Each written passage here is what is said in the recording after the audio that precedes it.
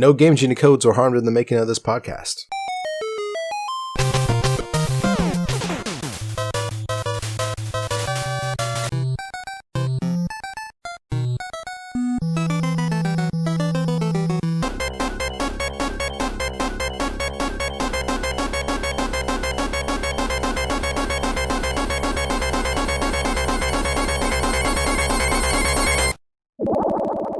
This is the Imperial Skulls of Honor podcast. I am Josh Folan.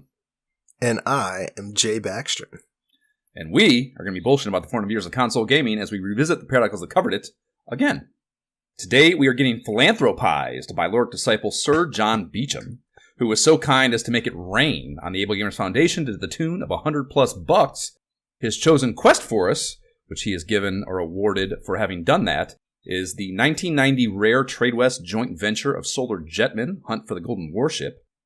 And John's chosen name for this particular quest was Solar Jetman, or How I Learned to Stop Worrying and Love the Intense Gravity of This Wretched Existence.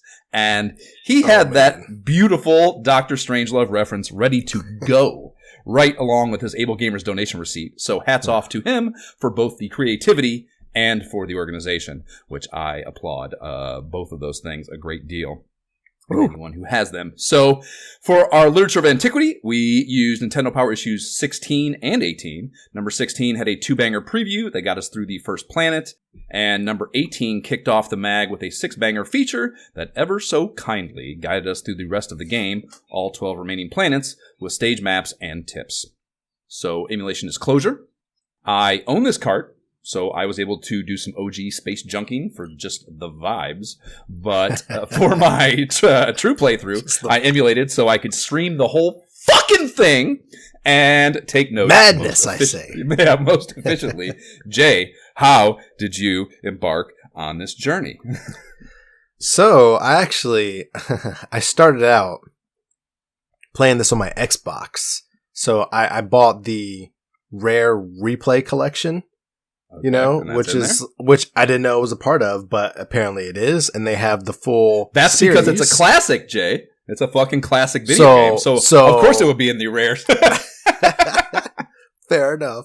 But yeah, I did not know that. But yeah, that whole series, spoiler alert, is a part of that. So I actually started off playing on the Xbox. And that's the one with all the fucking like N64 Banjo-Kazooie games and shit too, right? Is that same thing? Those, okay, yeah. Right. Yeah, it's got all that. And, you know, and it's funny because, like, I'm not a fan of a lot of those games, but knowing there was... Yeah, those are good games, dude. They're collectathons. I know, but those are good games. Yeah, I know...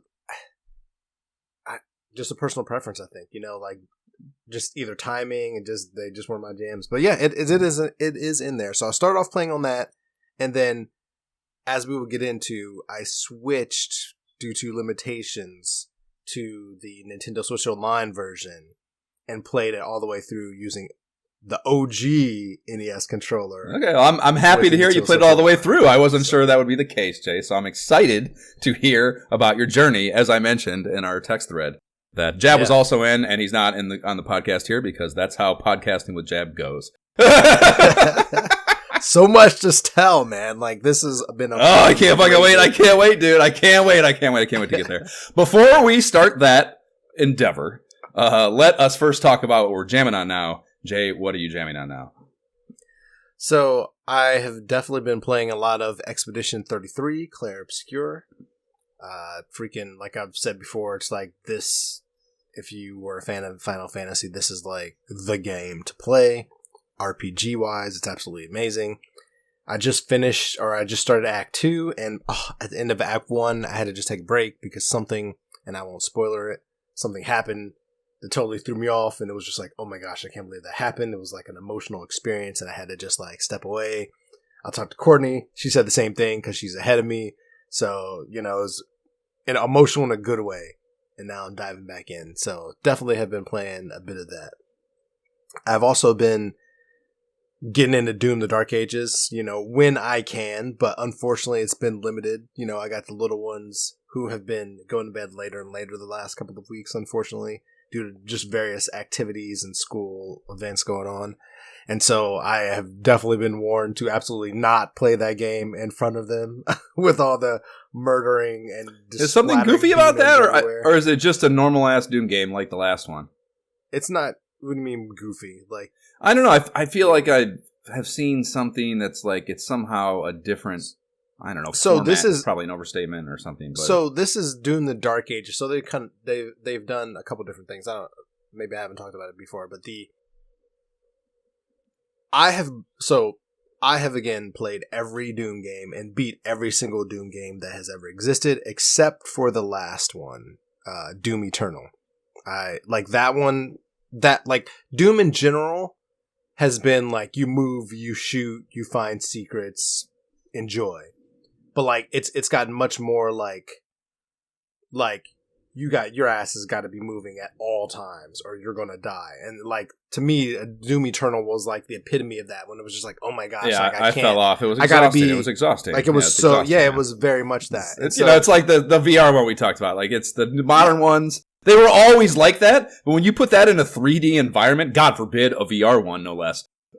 It's too much, man. It's fucking too much. Not for an old man, anyways. I'm sure kids are fucking jamming on it, but it's too much. It's too much emotional. It's fun, but turmoil. It's so intense. I'm like, man. And this one was supposedly like, well, it's in the Dark Ages, so it's like a long time ago in a different place, like in a galaxy, like it's a whole different setting. So it's cool story and all that. But like, yeah, this one is supposed to be much more like stand and fight because you have a shield. And so you can like throw it. Yeah. Oh yeah. That's what's goofy about it. It's fucking like medieval, right? Yeah. Yeah. How would you not mention that? How would you not immediately say, yeah, that's completely different? Well, yeah, that's what I'm saying. Yeah. Like that's what's goofy. Yeah, it's medieval, but it's in like a different planet. That's just those are just words, Jay. That doesn't mean anything to anyone. No, those are just words in a title. But it's not like olden. Don't think like France, Germany, 1500s. Like it's like space medieval. So you still got like kings in armor, but you got freaking Fantasy Star-y kind of. Okay. Yeah, it's like a mix of that. Sci-fi fantasy hybrid guy. Yeah. Still medieval times, but like they got Doom equipment. Copy. So yeah, amazing game, but very limited with the time I've been able to play with these kids staying awake so many times. Outside of that, I've been playing a lot of Split Fiction as well. Me and Courtney are almost finished with that one. We're definitely going to get down on that again tonight when she gets back in town. Just amazing that game just continues to impress. Like we were talking to work about this with a couple guys the other day, just about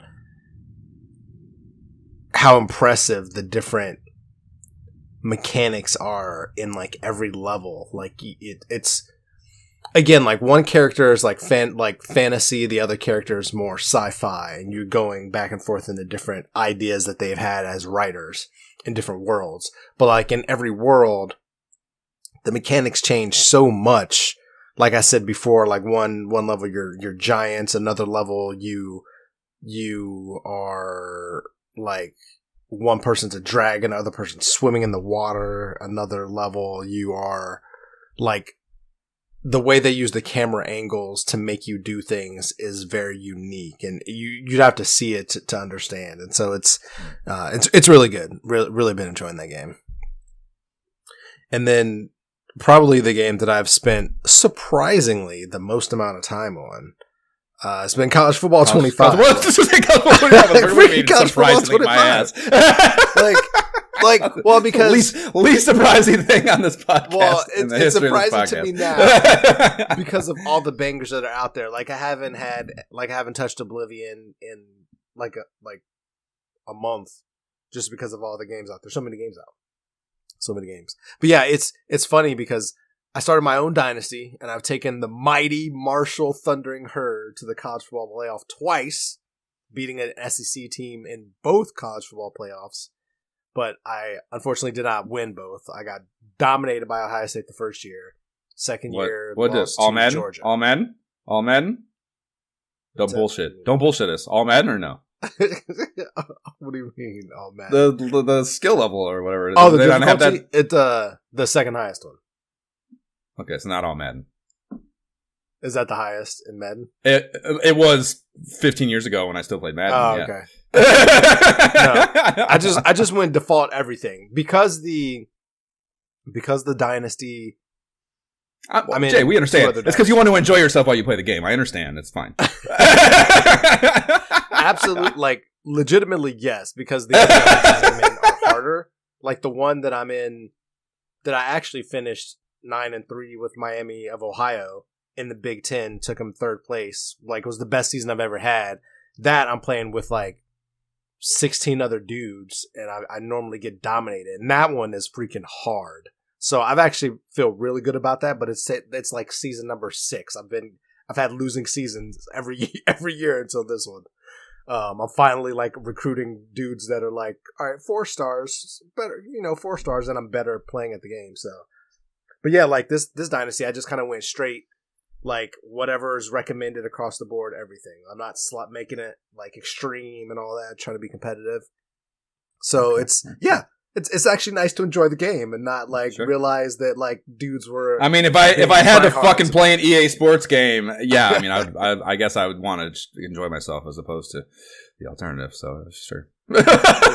But I probably will take them and move them up to the Big Ten next year, because like I'm starting to like get some 5 stars, and that's cool, but like I can't keep beating down on the Sun Belt every year with my skill level. Like, it's kind of ridiculous. Like, I gotta move up, like it's annoying to just go play Georgia Southern in these small stadiums knowing that I have 5 stars on my roster and they probably have at best 3 stars. I mean, I don't know that in my mind that kind of embodies college football, beating teams 70-0. Exactly. But after 2 seasons, well, like I expected my first season to go like 7-5, 8. But like the fact that I went 14-2 and went to the playoffs, I was like, all right, I've clearly gotten better playing in the fucking hard dynasty all this time, and so that was better. But at the same time, like I'd rather go play a Big Ten schedule, at least the conference that I like watching in real life. The stadiums I'm used to, instead of sometimes these small ass stadiums that look like high school stadiums, depending on what school you're going to, So either way, it's been fun. In my other dynasty with my guys that I know, I won the Big Ten championship, which you see on the screen behind me if you're watching, with University of Washington, since that's the local team here.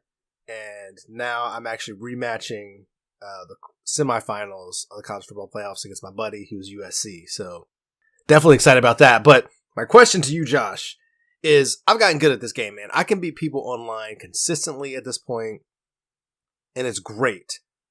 At the same time, why do I get destroyed at online basketball when I know infinitely so much more about that sport after having played and watched it since I was a little kid? Like, why is it like that? Because there's zero carryover between actual knowledge of a sport and playing it in a video game.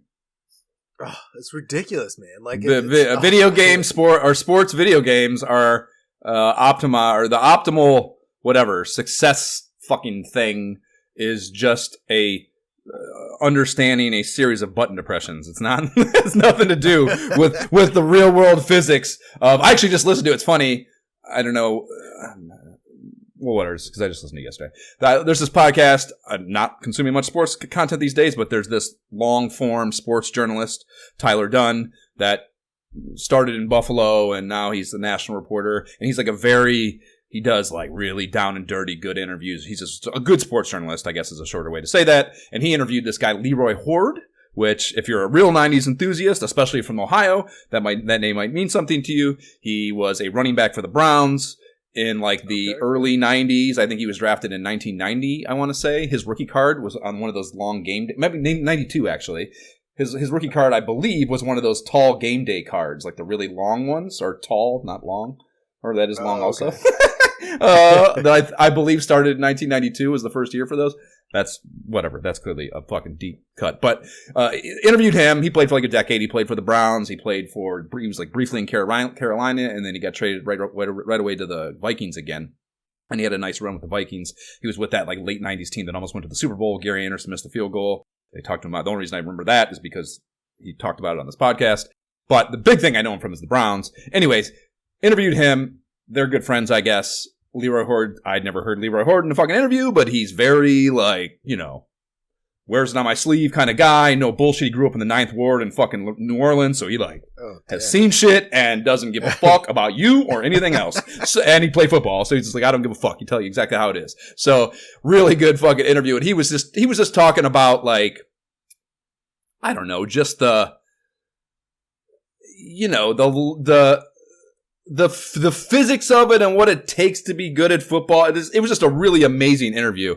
And just how, I don't know, fucking, like, he had little just insights because he was perceived as like this fullback type bruiser running back, but he was only like 220. He was saying, it's like, I was actually, you know, I mean, I played hard and like hitting me in the fourth quarter was probably not fun, you know, and that was like my goal was to make you feel that way in the fourth quarter, is like to make a business decision, be like, fuck it, I'm done with that, man. And he gets through me, I'm not putting my all into this. Like that was his goal, you know. He's like, despite being, you know, that was just like a perception. He wore these like really big shoulder pads that were like made him look bigger than he was, you know.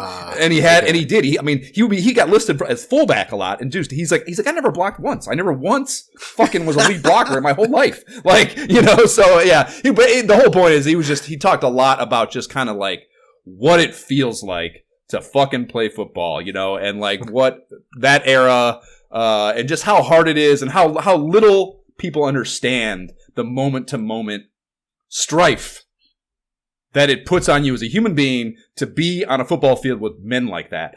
And it was just a really, really insightful podcast that I'm not even sure how it connects back to what you were saying now. I've been talking about this so long, but hopefully it makes sense, and you should listen to that interview. It's really good. Tyler Dunn Go Long podcast, Leroy Horde, and that's Hoard is his last name.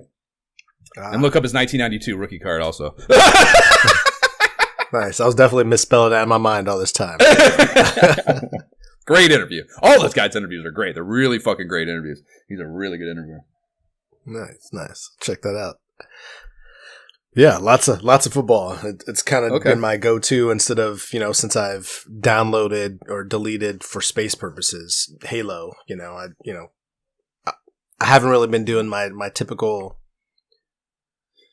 I need to just PvP chill out shit? and get home from work. Yeah, PvP stuff. Like I re-downloaded Marvel Rivals, so I've been, you know, playing with that a little bit. But it's funny every single time I play that game, I turn it off and go read a comic. Like it makes me want to go read the comics. It's just it's funny too, and I may have mentioned it before. Like the fact that they're really the whole theme of the season is the Krakoa era in X-Men, which is taking place in the thing that I'm reading right now, the run that I'm reading, and it's absolutely amazing, but I'm behind in, so it makes me want to just read it all the time. So every time I play that game, I just sit down and freaking read the comic. So I really don't get much gaming in with that. So lots of football in the interim. But yeah, man, that's been the games I've been playing outside of some, you know, dinking around little games. Got good news. I got comics to talk about at the end of this, Jay. So. Are you up to the Krakoa era? We could definitely dish on that. I'm not. Right? Well, not in my X-Men read that I started from issue 1, my X-Men quest. But I am in the Krakoa era. I mean, I'm reading Modern Wolverines. We've talked about that. So. Oh yeah. I have an understanding of it, at least from the Wolverine side of it. Nice. But before we get to that, as far as video games go, I'm fucking going backwards, bro. So Steam pinged me with a 75% off sale on fucking Slime Rancher, which I don't know if you remember. What? Yeah, I was playing that. What? I was playing that when I first got Game Pass forever. Yeah, when I first got the Xbox, I was playing that quite a bit. So yeah, that I got pinged with that right after we recorded last time. That random rags app, and I had it wishlisted because about a month ago I saw a head-to-toe VR mod had dropped for it. So I was like, ooh, that was a fun game. That, like, they even tried to make, like, a native VR, like, I don't know, it wasn't the full game. It was like a VR toy box, sandbox kind of thing that was like not good, basically. And that was a long time ago, and that was bad. So I had, like, dabbled with the VR of that world, I guess, before, and it's very VR-y. I don't know, it's like a sandbox game to begin with, and like, it just, I don't know, it lends itself to VR in a lot of the mechanics and stuff. So I'd been wanting to do that. So when I saw that like a month ago, I was like, oh, fuck, as soon as that goes on sale, I will get that. And 75% off, obviously, very appealing. So I don't know, like $5 or something. But yeah, I mean, it's essentially a farm economic simulator with a shit ton of different like slime species things that you capture and kind of, I don't know, exploit. I mean, for lack of a better term, you're like, you're basically jamming food into their mouths and trying to get this monetizable output from them, shit, essentially. And, that has a bunch, and there's also a bunch of exploration mechanics and battle mechanics. And it's just a really cool game, a really cute, fun story world. And it checks a lot of my little simulation boxes. So very cool. It's exactly what I expected it would be. The VR port is fucking perfect. It's fucking amazing. Man, the fucking internet and the nerds on it are so great. The idea that someone took this game from whenever the fuck that came out and took the time to make this good and consumable in something that it wasn't built for, or a gaming medium that it wasn't built for, is just so beautiful and makes me so happy. So yeah, I'm playing. It's just crack. It's a crack game, 100% crack, and it's hard to meter my consumption of it. So I'm definitely playing a lot of that here and there. It is a little like, as with any simulation game, if you play it for a long time, you're like, fuck man, I'm doing a job. I'm doing a job here. I'm talking myself into doing a virtual job, and I should stop doing that and do something else. So every now and again, I'll like, that will hit my fucking cortex and be like, turn this off.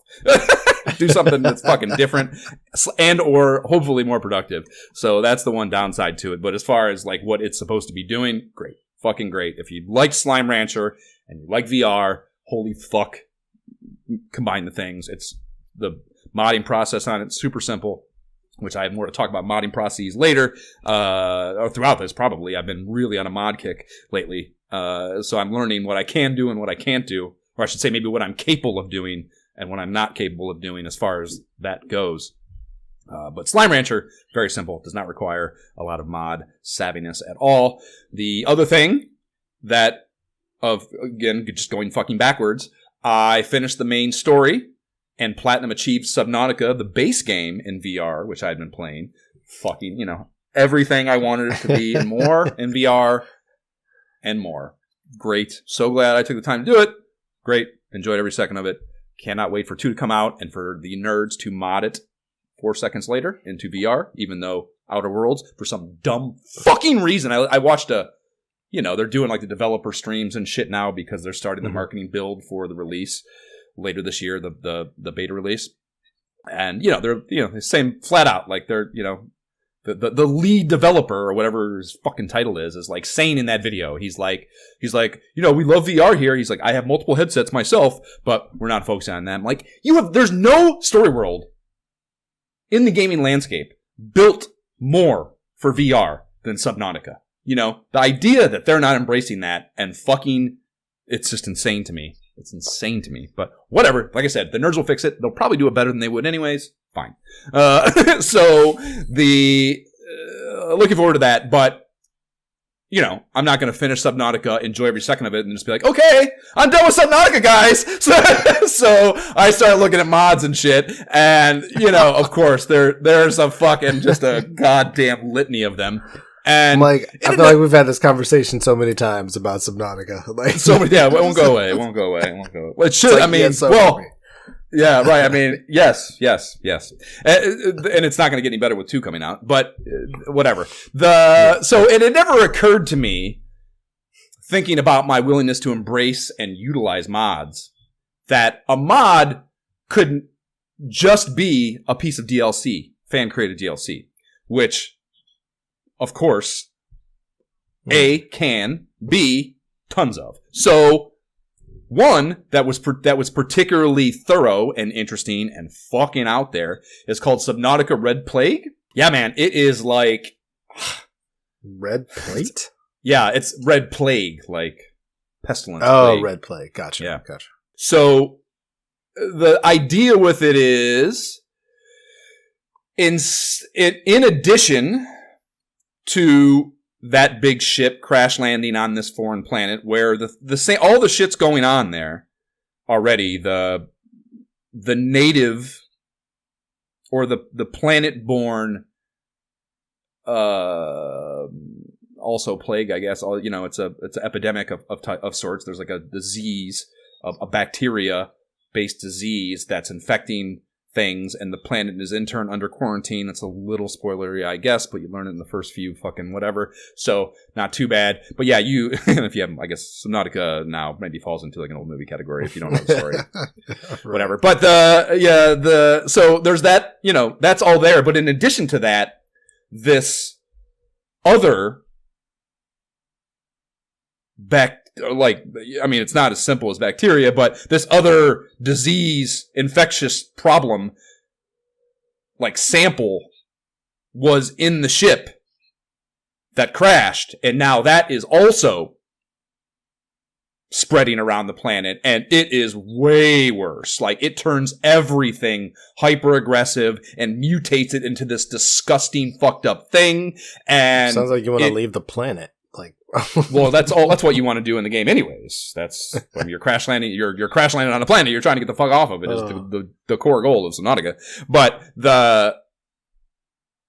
so you have these two things going on, and like I said, this one is way worse, and it turns even the most basic, benign creatures in the safe, shallows part of the game into ultra aggressive, dangerous things. So it just ups the difficulty exponentially. And then the story underneath it all is also very interesting and very cool. And they take like the dystopian thing, because basically Altera, the company, the corporation that is like owned the ship and owns you essentially as an employee, knows this thing is on the planet, or was on the thing, and it's a sample that they want to like weaponize and monetize. So they, once you fix your radio, start communicating with you, like the science team on wherever at HQ is communicating with you, trying to get you to send samples back and stuff, and like do stuff for them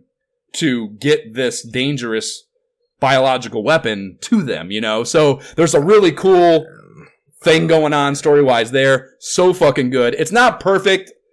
There are like some slightly janky things, and even one that maybe was VR-based, because it's obviously, this is not built to be in VR also, but the VR mod allowed me to play it for the most part just the same. Naturally.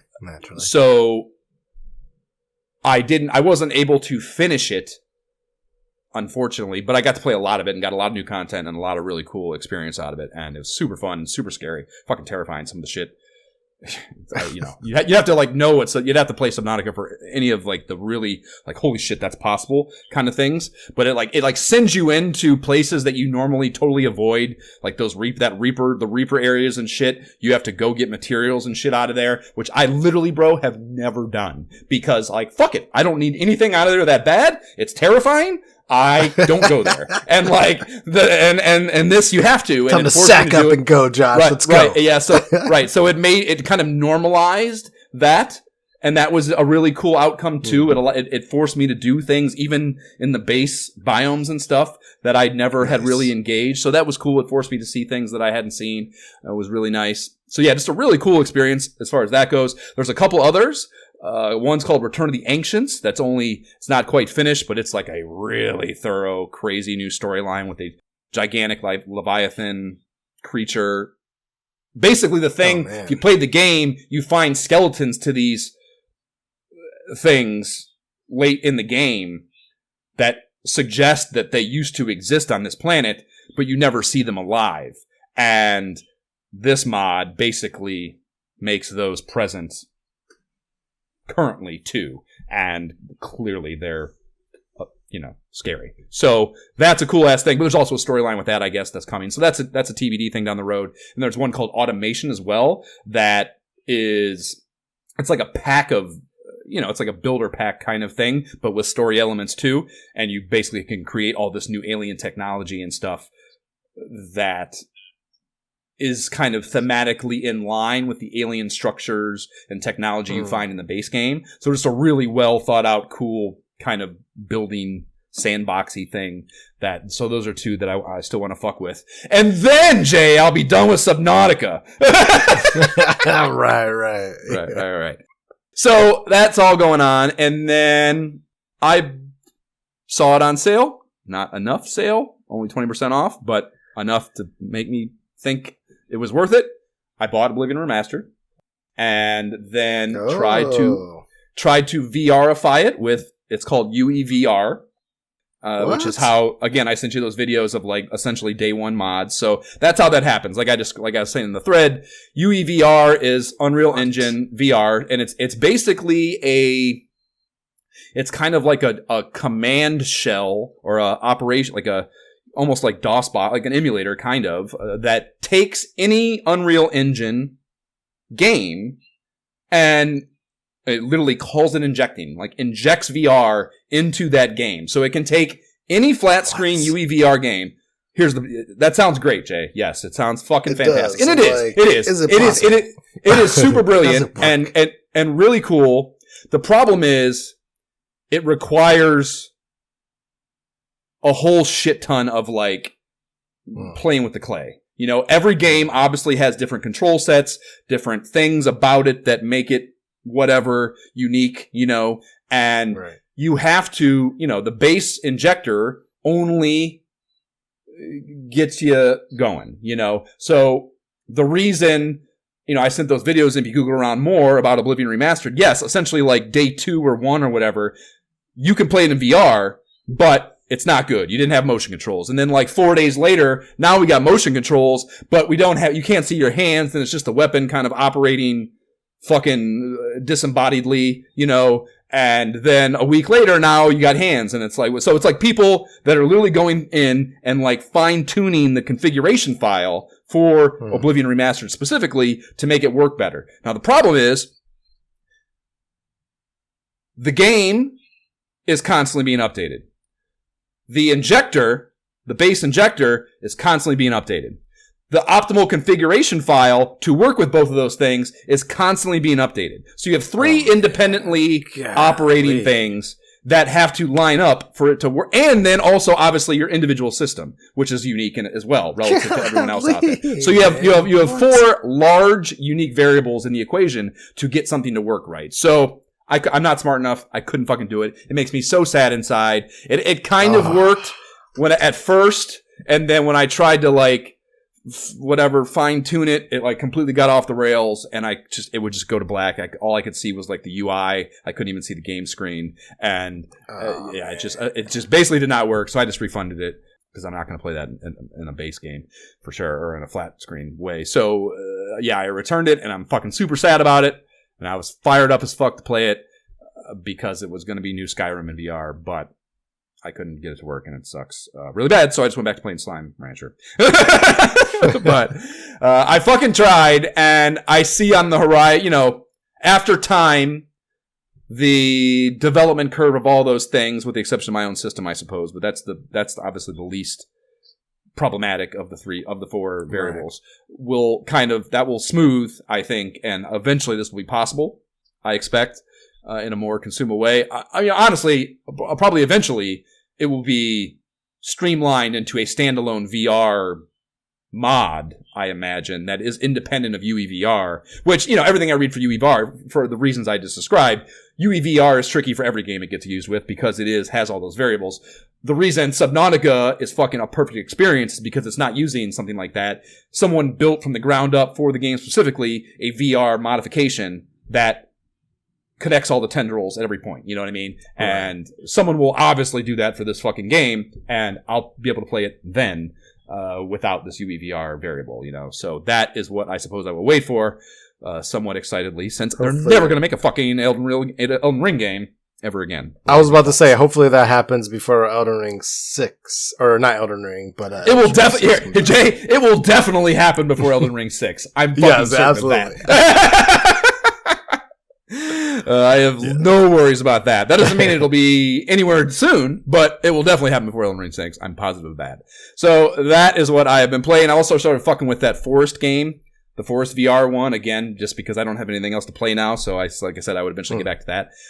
And I can't play it. Oh, the problem is I can't play it sitting down. It's meant to be like a full body standing up thing. So like I'm kind of like half-assed. I like when I need to like hit something on the ground with my axe, I've like devised this system where I can kind of lean up on my couch and kneel down in the game and like fucking do it close to the floor right in front of the couch. So like I need to just get off my ass and fucking stand up and fucking do it the right way and it'll be fine. But I haven't done that yet, so it feels, and it is just also a little, it's not perfect. It's an old ass game that they did build a standalone VR mod for, and it's, functional and pretty fucking good, but it's not, the game was not designed for it. It's an old game, so there's going to be some disconnects to some degree, So I don't expect it to be perfect. It seems very playable though, and everything I read also suggests that it is fully playable.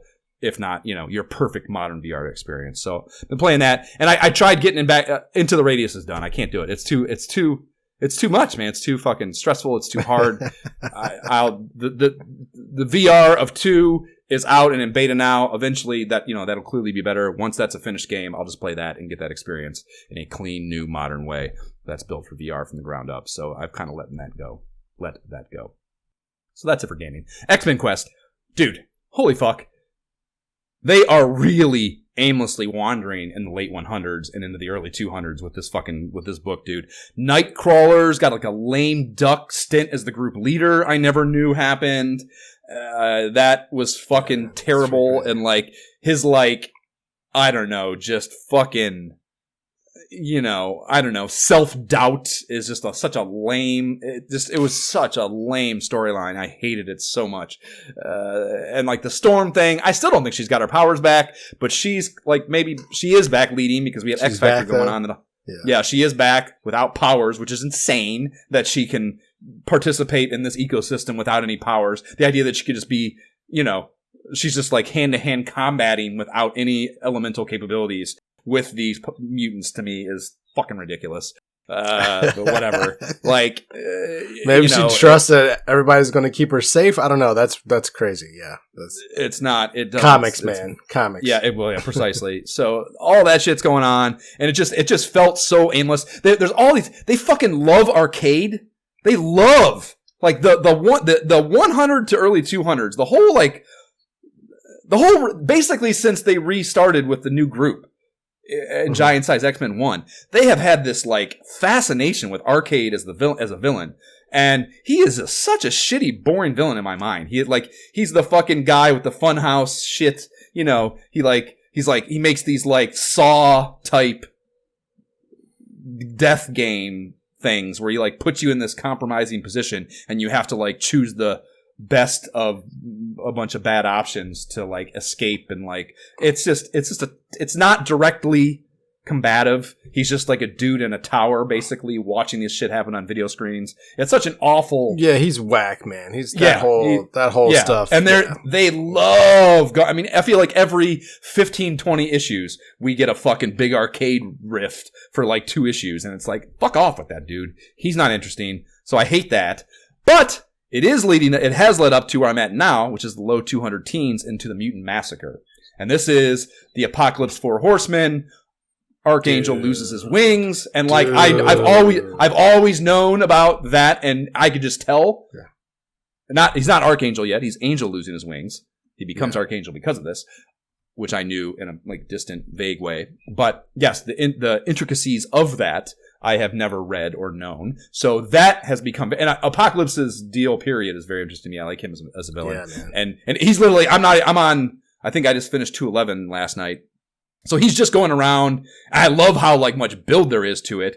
They're taking it across all sorts of books, X Factor, X-Men. There's a Thor issue in there, New Mutants. So there's all this fucking, of course it has to be a slow build just because they're trying to draw it out across all these books and make you buy them all. But like, I love for Apocalypse's purposes, I love how there's like this slow build of him going around and selecting these people from these different places. Wait, have you finished the whole Mutant Massacre? He just got War. He just took the dude out of the Iron Lung and turned him into War. So yeah, he's still building his team. So I haven't even gotten to where I don't even know. I don't think the X-Men or X Factor even know that he's like a thing yet. I don't believe. He's still kind of like in the background working, getting his shit together. So yeah, super interesting.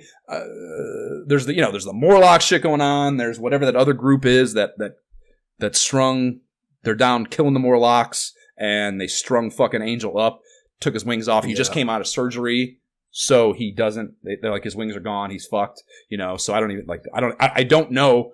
I mean, I'm pretty sure Apocalypse comes and gets him. I think that's what happens. He comes and gets him and turns him into one of the things. So that'll be super interesting, and that's how he becomes Archangel. I just can't wait for that. That's super exciting to see coming down the pipe. But so that's going on with Mutant Massacre shit on X-Men. But again, I told you, I'm doing the reading guides, and so I'm like seeing what I should be consuming. And like, it's the original 5 fuckers.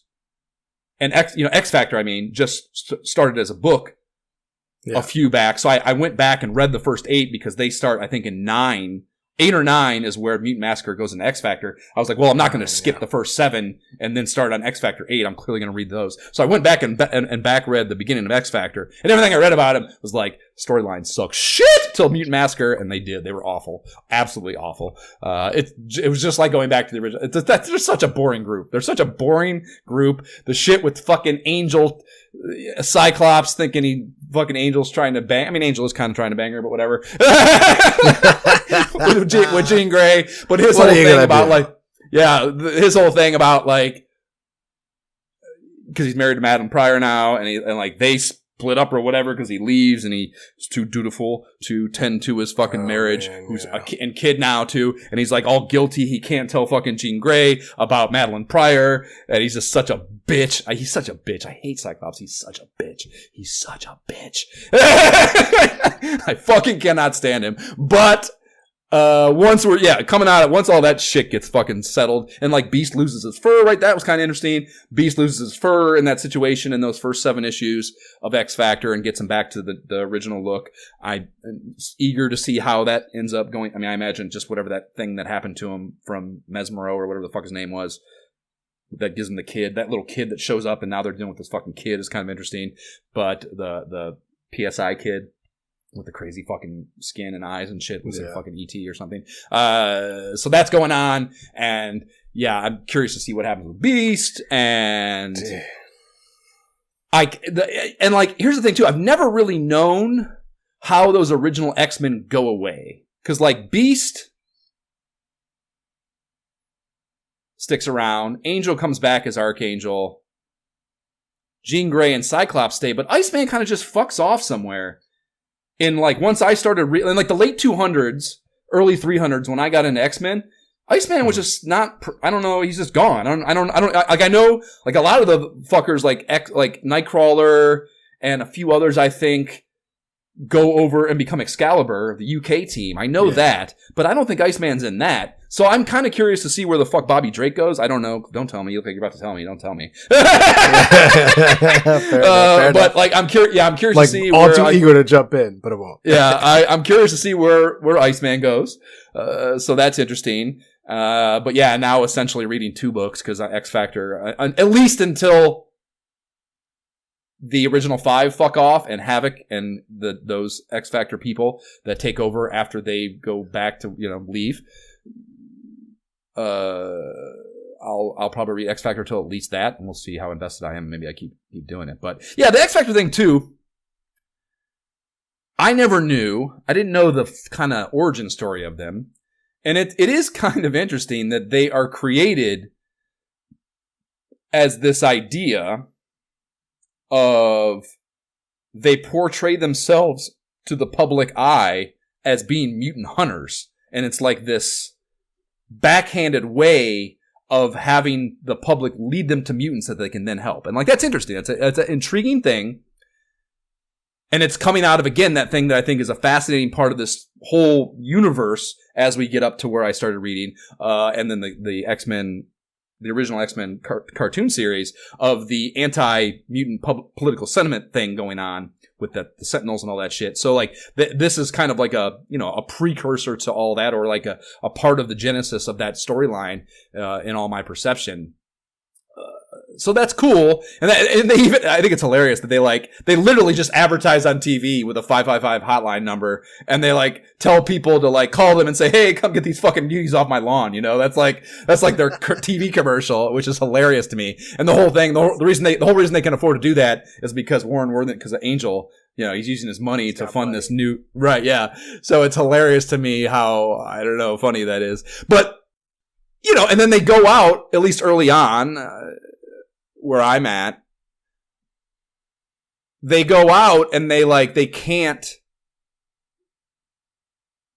look like mutants because they're not supposed to be, even though they've been, it's fucking comics. It's comics. It's ridiculous.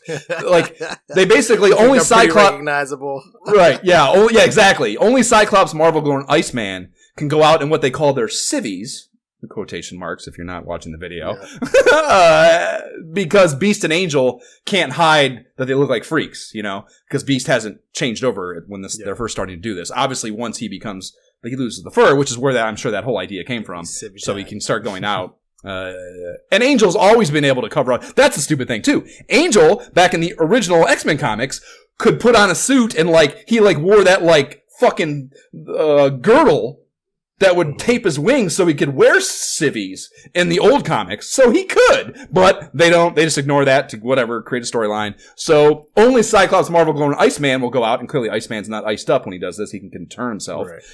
So the three of them will go out, and in the public eye address the call, the 555 hotline call, and then Beast and Angel would show up when the battling starts and whatever, and then the five of them do whatever they got to do. So it was just a really convoluted fucking whatever bullshit. It's mildly interesting, I guess, but just very funny to me. And exactly like you said, so recognizable. Cyclops is wearing those fucking ruby quartz sunglasses and his civvies. Those are his things, yeah. Yeah, the most conspicuous looking thing ever. After he's been there. He's been a fucking.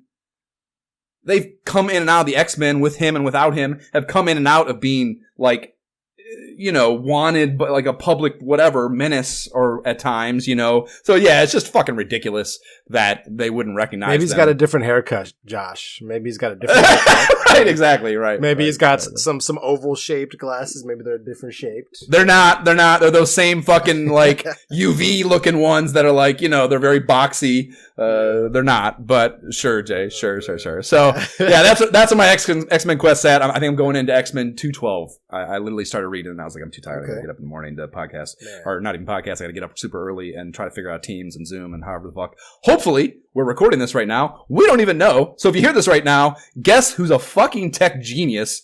These motherfuckers right here. We figured out a way to do it, even though Microsoft tried to not let us. So that's where we're at as far as all the bullshit goes. Now, let us talk about our Solar Jetman hunt for the Golden Warship journeys.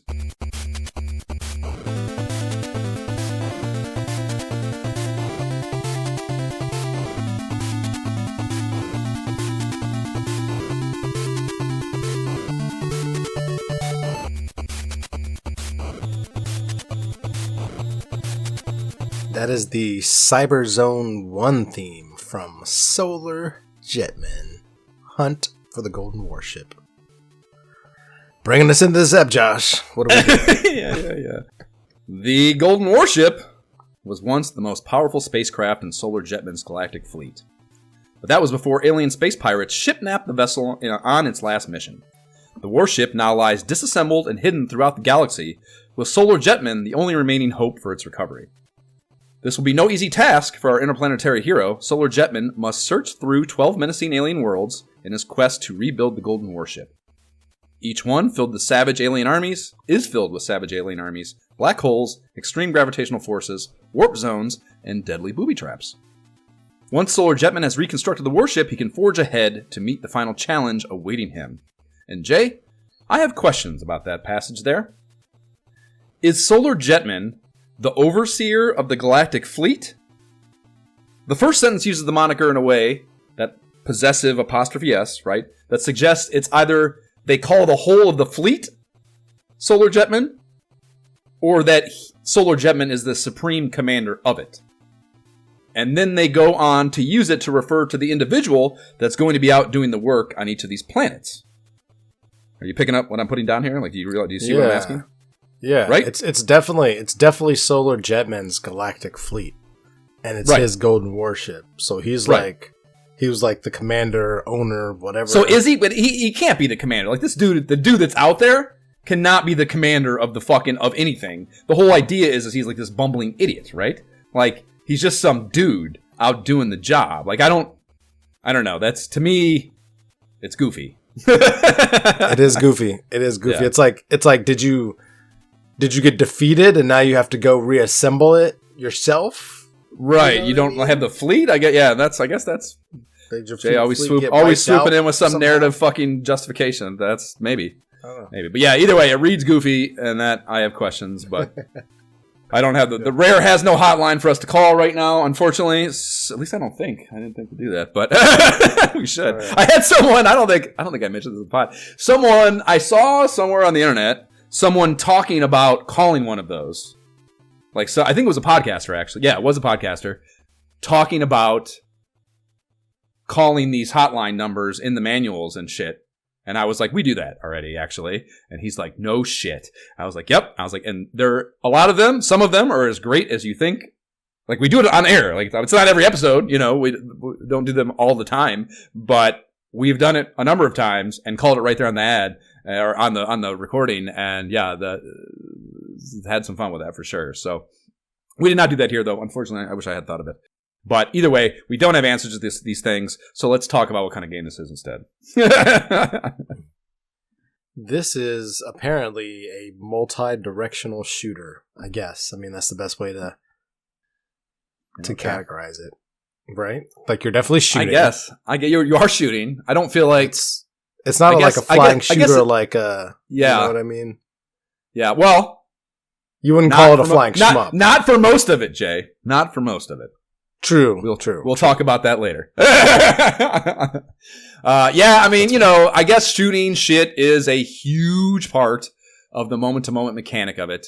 But yeah, I think calling it a shooter sucks as far as the description for sure. I mean, it's this exploration thing, right? You're exploring. It's like a exploration maze. Like, it's basically what it is. You know what I mean? Right. One of those two words could easily be used. Some sort of jam up with those. Yeah, I concur. So all the usual release date databases only provide a general September 1990 for the US drop. They do, however, get specific for the UK drop being on the 26th of December in 1990. And the UK drops tend to be later than the US, even though Rare is UK based. So, I mean, I guess maybe in this specific case, you could argue that might not be applicable here, but usually that's how it is. It usually comes out in the States first, relative to the UK, and then obviously Japan before both of them. Not for a UK company, though. I don't think this has Japanese release, yada, yada, yada. But either way, we're going with the default of September 1st of the release date for this. And 1990 happenings, we've covered it extensively, September included. But the fun ones here we'll do quickly. Demi Moore and Patrick Swayze tag team Ghost tops the box office in this particular month. And when I originally... So, Jay, I got a question for you. Doing the notes here, reviewing the notes this morning before I jumped on, made me think of this question. How do you feel about using the phrase collab to collab with someone? What's your stance on that?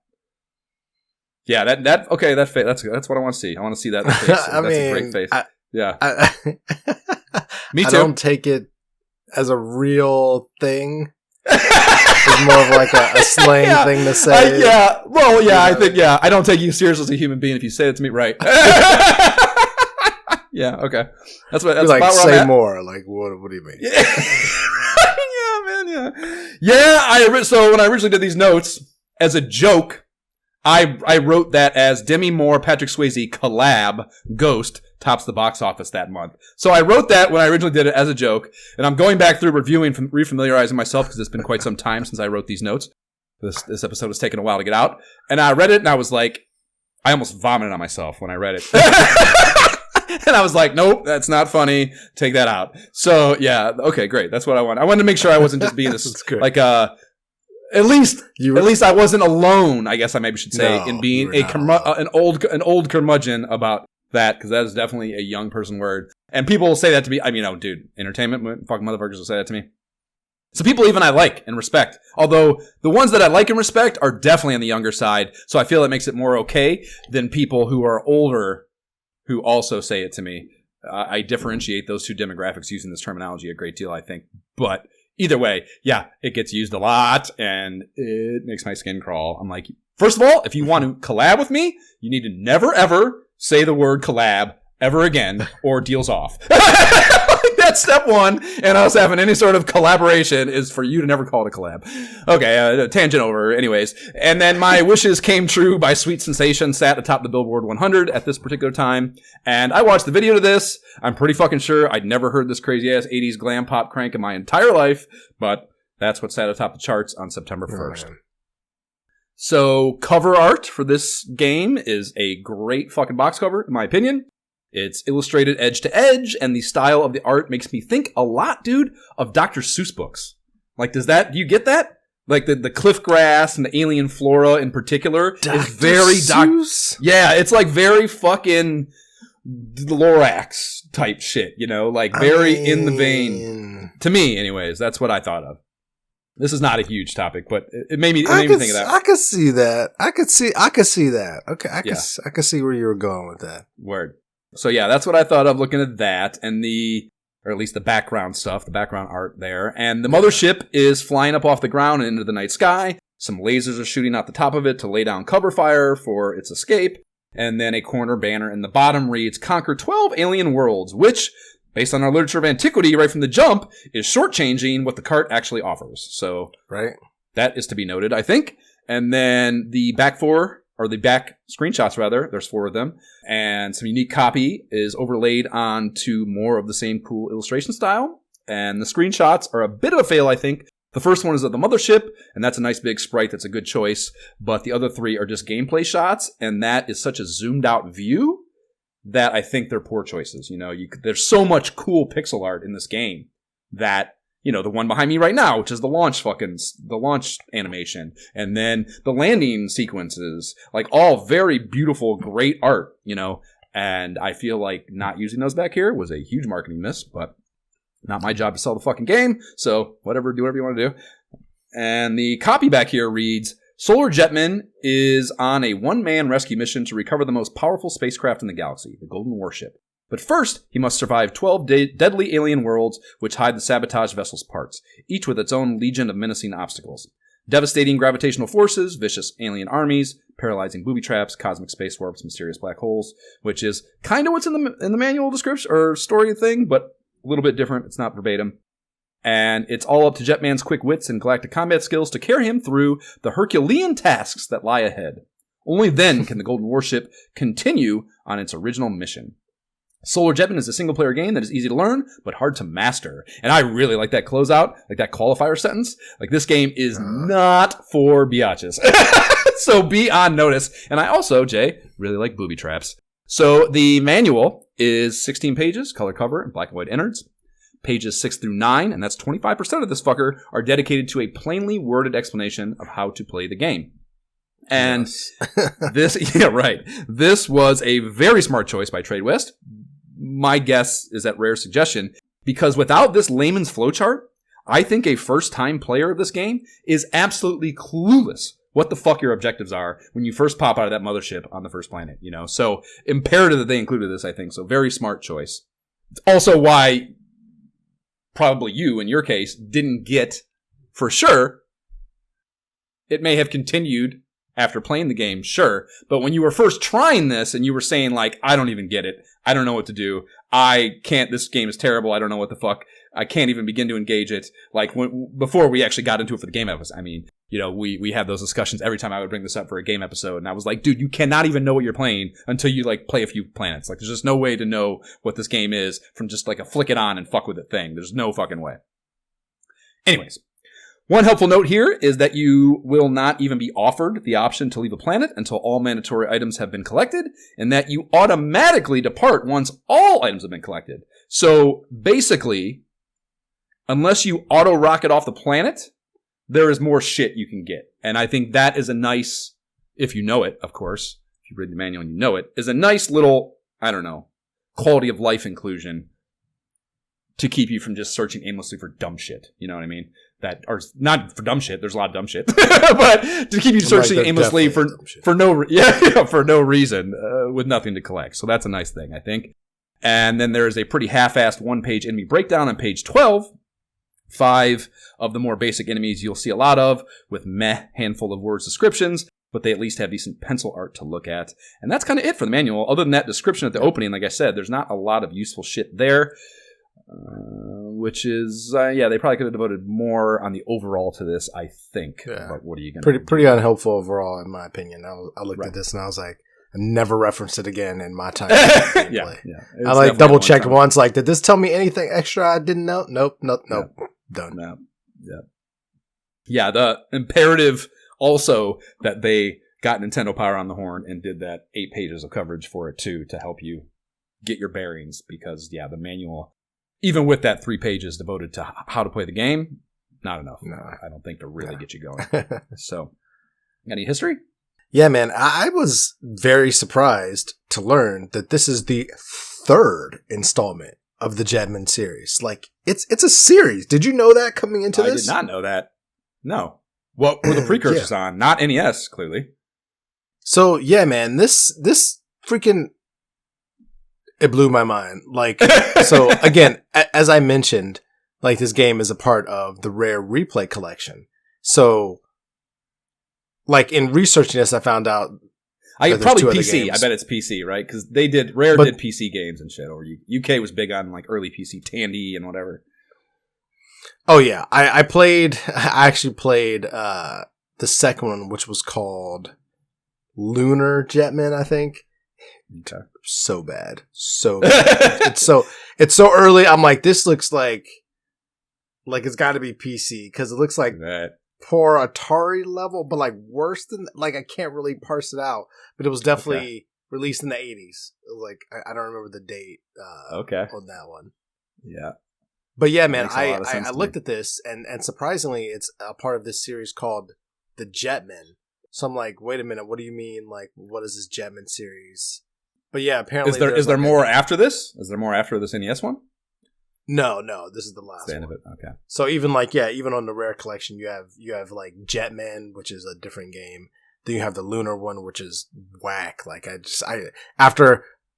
played for like 5 minutes and I was like, I can't even deal with this. Like, it's clear. I got enough fucking Jetman in my life right now. I don't need this too. Oh, absolutely. It's so basic. Like, right now, like, there's not a chance. Like, with no nostalgia, no reason. Yeah, this was, I mean, the lunar lander type mechanic, because obviously sci-fi nerds, that's how, and game nerds, there's a lot of overlap there.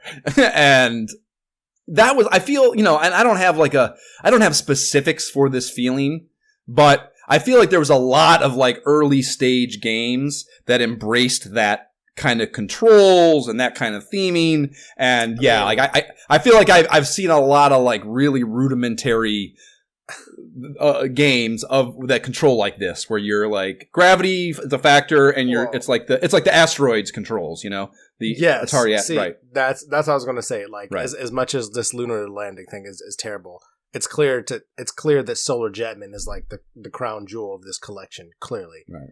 But yeah, like, to me, that is a positive that I will say is I loved Asteroids on the Atari. I played that all the time. You know what I mean? That's another game that Mom would play and my brothers would play from time to time. But yeah, Asteroids was good, and so this had that aspect to it. So, to some degree, all right, I'll give it that. So yeah, so anyway, yeah, knowing this is part of a series, I was like, where did this come from? And I guess this is like the thread is that, like, there has always been this Jetman dude, like, whether it's been the Lunar one or Jetman, it's been this little Jetman guy. And the difference is, I guess this was made by another developer called Mancuian. Like, no. It's made by Zippo Games under the name Iota. And then they finally, like, later changed the name to a Jetman title by Rare. So, like, very, very weird, but, like, Amiga, Commodore 64, Atari Amiga. ST. That's what I meant. Amiga, not Tandy. Amiga. Amiga was huge over there. Like, those were ports of Solar Jetman, but they were not released due to poor sales. So it's kind of just like, we're not even doing that, but that's kind of was developed. So it's interesting to me that, again, that this one version is kind of like the star. I mean, and it clearly NES. Well, it shouldn't be, Jay, because it's literally because that all happened UK based, at least as far as where it actually sold and became a thing. Yeah. And we know the NES one that should be totally that's maybe not as expected as College Football 25 being the game you're playing the most of, but it should be expected. But I will say this, man. I like, the graphic behind me is the Solar Jetman interface on the Rare Replay. Like, it really is a really cool interface, and honestly, the only reason I didn't continue playing the whole thing on my Xbox was, number one, there's limited rewind. So, like, if I'm playing it and I'm trying to do something, I'm trying something out and I'm unsuccessful, I was only able to rewind it, like, call it 10 seconds, and I was like, wait a minute, that's less time than I need, so it wasn't helpful. And so, in addition to that, I really wanted to try, like, it's great that the controls are right there and it tells you, like, what to do, but, like, reading the manual and then the Xbox controls is different, so even though the manual says one thing, select and B or whatever, the jet, the Xbox control is something different. I just didn't want to deal with that back and forth. I was like, you know what? Let me just go to the OG controller and do it that. And I really do love going to Nintendo Switch Online and kind of seeing, like, that glowing 90s color art, box art, and then being able to use the OG controller that way. Sure. With my, 4 safe states that I can use and rewind much longer. I cannot imagine playing an NES game on a fucking Xbox controller. Sounds horrible. I mean, it was just great, at first just thinking, oh, I'm playing on my big screen, but then, obviously Nintendo Switch also playing on the big screen. So I was like, yep, I'm sold. I'm definitely going to do this. And so, such. We didn't talk about it. Did you order your Switch 2 yet or what? Are you kidding me? Yeah. Not a single chance. Yeah. Like, there's no. That's our effort of being topical, Jay. There's our topical news discussion. Discussion. There's no game, unfortunately, on the Nintendo that I want bad enough to make me buy a Nintendo Switch 2 for that cost. I just even I was listening on the Cheap Ass Gamers podcast. They were talking about it. The one guy, of course, again, the most basic bitch guy, of course, ordered one. So, wait, no, that's a lie. I'm misspeaking. The basic bitch guy did not. The other guy, the guy in Ohio, ordered his. Anyways, the whole thing was that they want you to pre-order the fucking thing. They want you to pre-order games as well. And Donkey Kong is like kind of their launch title, I guess, is what I'm gathering. It's not a Mario title; it's a Donkey Kong title of some kind. Well, they were. Well, I guess there's also a bundle with Mario. Well, they have Mario Kart, yes, but not Mario. Yeah. Anyways, they were saying that the Donkey Kong game was like the launch title. Also, I think, and I'm maybe misspeaking, either way, this guy thought that it would be at least closer, if not simultaneously released. And he's like, I'm not going to fucking pay them for a game I can't play. Like, it's not happening. So it's bad enough I had to prepay for the fucking Switch to get one. I'm not paying for games I can't play either. Yeah, and sure enough, the fucking Switch thing came out yesterday, I think. It should have been delivered for people who pre-ordered it, or today, whatever it was. And Donkey Kong's not out for another. It's not going to be released for like another month and change. So like, yes, it comes with the fucking Mario Kart. Who cares? Everyone had Mario Kart 8. It's not any different. Fuck off. I don't care. It's not different. So you're launching with nothing that's even cool and new and interesting. Go fuck yourself. Yeah, fuck off. I have way too many other hot games to be playing right now. To be honest, like I'm good on that. Another company, idiots for not embracing VR. Fucking Mario and Link and VR would be fucking off the chain, you idiots. Anyways. Okay, word. Anything else history-wise? Yeah, no, I mean, unfortunately. I mean, I guess the only downside to playing it on Nintendo Switch Online or anything else that's not emulating is that no Game Genie codes were harmed in the making of this podcast. So, no input device. And which is funny because I came into this 100% thinking, like, I'm going to have to use them. I'm using Game Genie codes. Like, there's not even a question. Like, there's definitely codes I found, like reverse gravity. Like, I don't know how that even would work. Like, weapons use up no energy, minimum damage taken from walls, which would be interesting. I mean, yeah, we'll talk about it, but like weapons, fuck, who cares? Like, I don't know about you, but, we'll of course talk about it considerably more. The weapons and items in the game are useless. And, I don't care about that weapons meter at all. So, that wouldn't be helpful. 100%. I mean, neutralizing gravity clearly would be interesting and helpful. So that's cool. And, if I wasn't safe coming, running out of ships and lives would be a fucking problem, no doubt. So that is an obvious one. But Rewind nerfs the need for that, of course. Okay, well, on the lunchroom table tip eavesdrops front, there is miraculously, in my opinion anyways, no classified info appearances for the game through April 91, where we are at in our MAG timeline, according to the National Institute of Nintendo Power Classified Information Agent Submission Archive Database mainframe that I maintain and you can access on our public Google Drive via the show notes. But it probably fucking should be in there because this game is hard, so there's definitely questions. I have questions. I beat the game, and I still have questions. So, the idea that none got published in Nintendo Power seems surprising to me. And this is applicable to Counselor's Corner as well.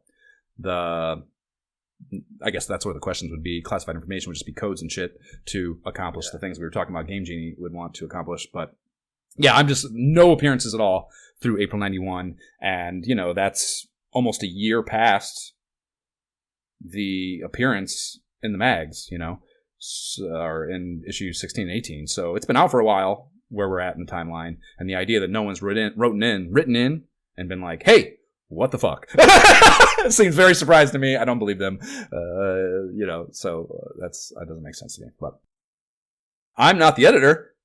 Fucking Gail and Howie are. So, again, just like the other thing, not my fucking problem. Their fucking problem. I don't have any economic analysis. That is my fucking problem. Sorry, John. I couldn't come up with one out and tell you, man.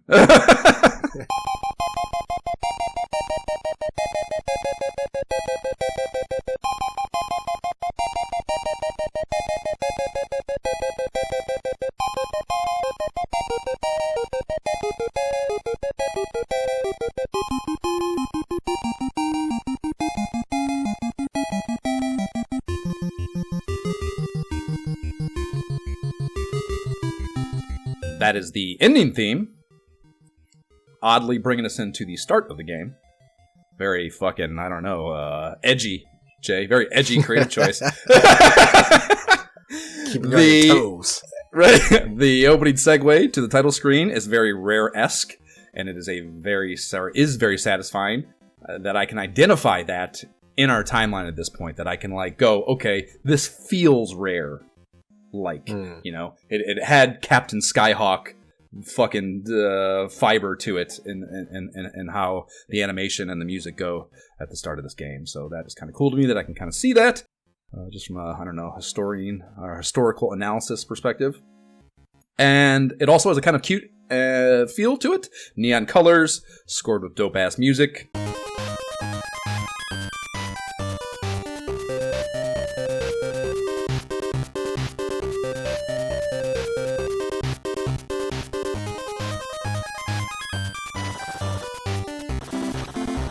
And there's often a usage of some kind of geometric object transformation into a set piece. Again, speaking to Rare's kind of like the way they do these game openings.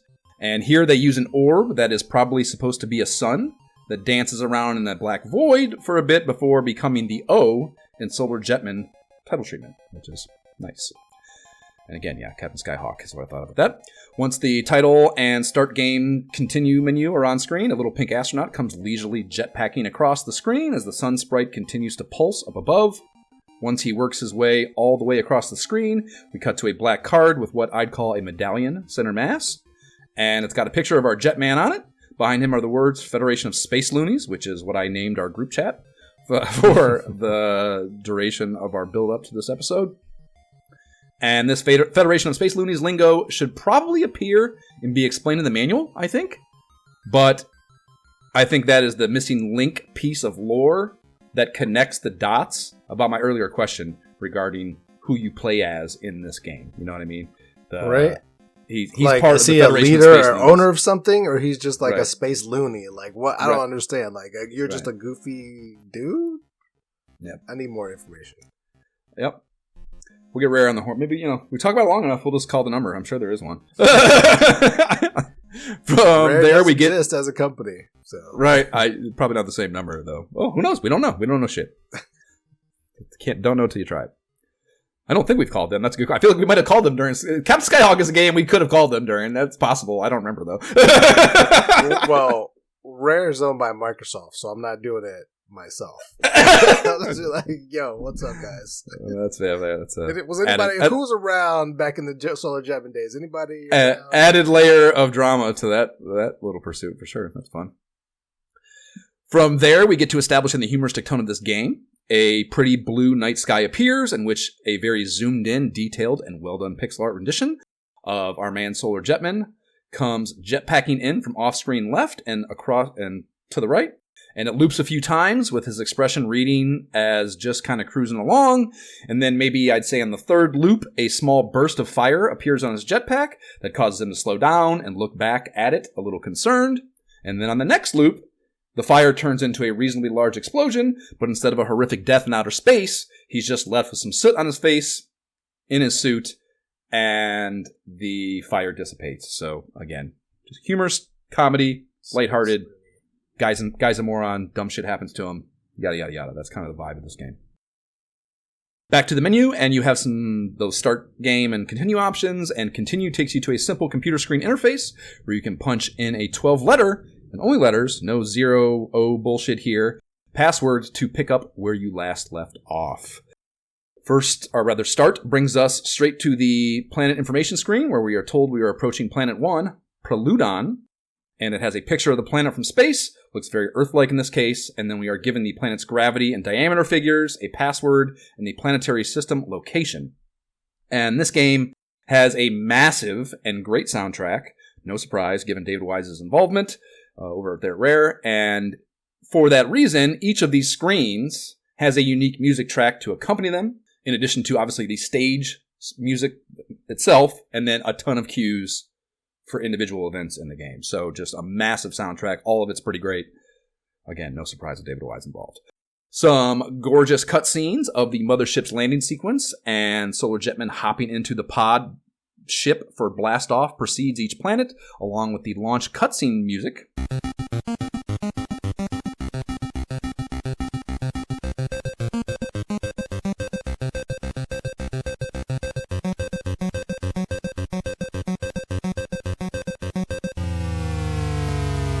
The landing sequence pixel art is unique to each planet, so Rare didn't cheap out on well, I thought it was.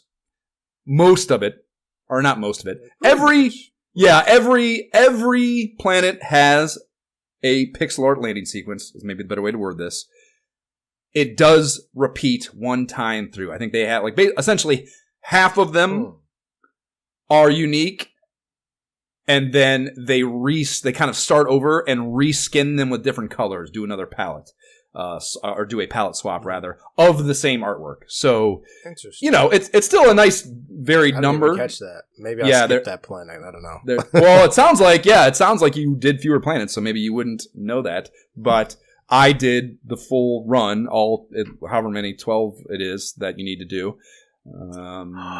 Again, we'll talk about that later. We'll talk about that later. But, dude, what? But, yeah, they definitely looped, and I was kind of sad about that, but I understand. They're beautiful pixel art things for these landing sequences. So the idea they couldn't fucking fit 13 of them and this whole big ass game on it, I hear that. So I don't want to talk too much shit about that. But they are gorgeous looking. And one slightly goofy choice is that you can see the pod shoot up out of the mothership in the long shot of the landing. And then when we cut to the close-up of Solar Jetman bumbling across the catwalk and tumbling into the pod, then lifting off the launch pad, he does it again. So it's redundant. It shows it launched from the mothership twice, which, again, whatever, who cares? But it doesn't make sense. Zooming in for you. Right. I don't know. Yeah. His walking animation and the junk piled up on the control room in the foreground of the shot are very cool and fun, though. I really like that artwork. And it makes me want to even more so give them a pass on the redundancy. So we cut to the gameplay screen from there, and the Planet One theme music fires up.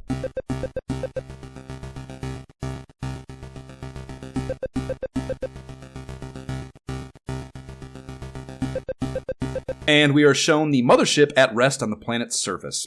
And yeah, the pod shoots up into the night sky, and we are playing Solar Jetman. So, controls in HUD now, and maybe you could say unique, to put it mildly.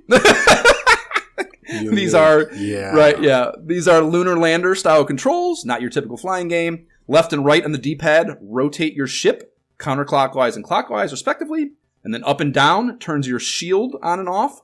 Once you get it, of course. You don't start with it. Oh my gosh. You will get it very soon. Hopefully, anyways. If you don't get it, you're fucked, I think. Yeah. Right. This maybe, that control thing, that being mapped to the D-pad is, I think, one, a testament to the importance of mastering the use of that, the shield, I mean, and also this game's biggest flaw, probably, in my opinion, just as far as control and moment-to-moment play mechanics go. This is a fucking problem. You will accidentally turn your shield off when you don't want to 1 billion times while you play this game, and it makes you want to punch your fucking computer screen. And yell terrible things at it. Yeah, dude. So bad. So bad. Gosh. Here's the thing. I don't have a better plan. I do not have a better idea of how the fuck they map this to the limited NES controller, which is the real problem here, than what they did. So I don't know what the solution is. You don't want to reach over and hit select for that. Obviously A and B have their uses already. Those are firing weapons and using items and shit, or maybe your fucking your thrust, and then your weapon. So like, where those are obviously more important than the shield, I guess. Like it's funny. So, you shit on the Xbox controller before. This would be ideal for the Xbox controller. Yeah, let me get a different button map for all the stuff. Only in having more buttons, not in the fucking ergonomics of it. It's yes, more buttons is great, of course, but I'm fine. I'm willing to give you Super Nintendo controller. The next best thing. I love the Super Nintendo controller. I don't mind it. I don't mind it, and it's certainly, I would choose it over an Xbox controller for an NES game. Also, yeah, I agree with that. So yes, I mentioned A button fires your weapon, B button fires your ship's propulsion thrusters, select toggles through secondary inventory items, another thing they have to do if you're going to have any inventory in this game at all, and then also brings up the map when you press it while the game is paused. So start pauses the game. We need that too. And in gameplay, select plus A toggles between your secondary weapon and your basic pea shooter. And then select plus B utilizes power thrust once boosters are equipped. So basically, there's just a lot of shit going on. Wait a minute. Hold on, Josh. Hold on. What is your question? You just said something. I don't know what you just said. You said select plus... What toggles your weapon? Your secondary select plus weapon? A toggles your. So if you buy those items, the missiles and shit like that, the time bombs, the smart bomb, all that shit, all those weapons you buy in the shop, you toggle between using that and your pea shooter with select plus A. Once you've equipped them. You don't know if you ever did that? If I ever did that. Well, I'll tell you, you didn't miss anything because the fucking weapons suck. They're useless and a waste of money. So. Oh, really? NBD, dude, in my opinion, but I am pretty.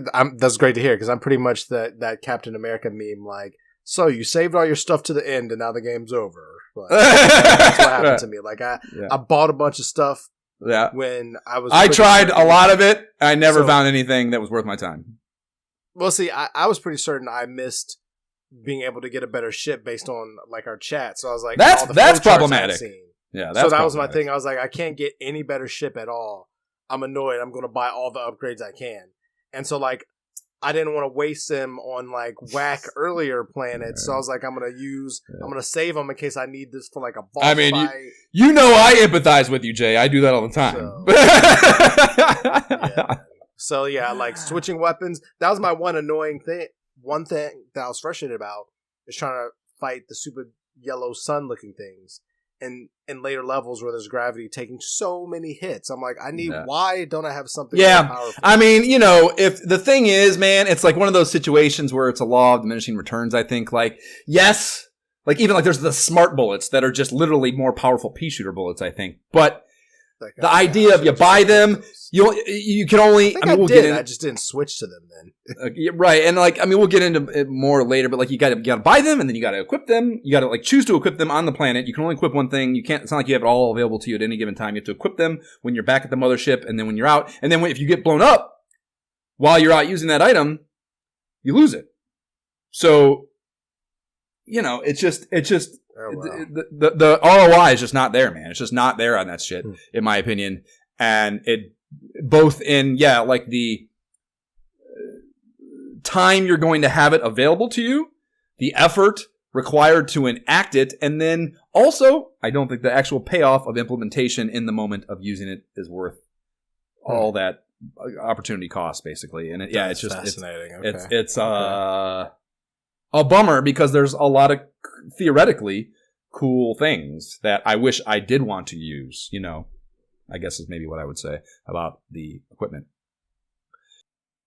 The HUD is down below in the bottom 15%-ish of the screen, and we have indicator bars for your pod's fuel and weapon ammo levels on the left half, and then pods and Solar Jetman lives, get their own standalone hunter counter icons, and then there is what is described as points in the manual HUD description. But the points are not just meaningless arcade dick measuring contest badges here. Right? They are they are your currency for purchasing shit in the shops between stages. So it behooves you to chase points in this case more so than just said dick measuring contest.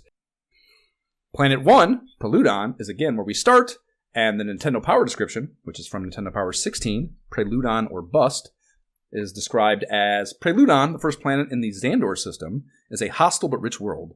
Once you land, go out and explore, but watch out for native Preludians who are bound to attack. Most of the planet is accessible through rocky passages, but one deep chamber can be reached only through a warp zone. I don't know what that means, actually, now that I read that. Exactly. Each planet has an info box with a couple critical quantifying stats, diameter and gravity. Gravity here is 8, diameter is 7. These are just arbitrary numbers at the start of the game, but we will learn as we go through the game that when you compare these numbers in a relative sense, kind of lets you know how big a planet is or how much of a factor gravity is going to be on your ship getting around, and more importantly, probably hauling shit back to the mothership, which is your core game loop here. Yeah. And the map is pretty straightforward. In the magazine, I'm saying it's one counterclockwise loop from the mothership below ground and into a dead end down there just below where the mothership rests on the surface.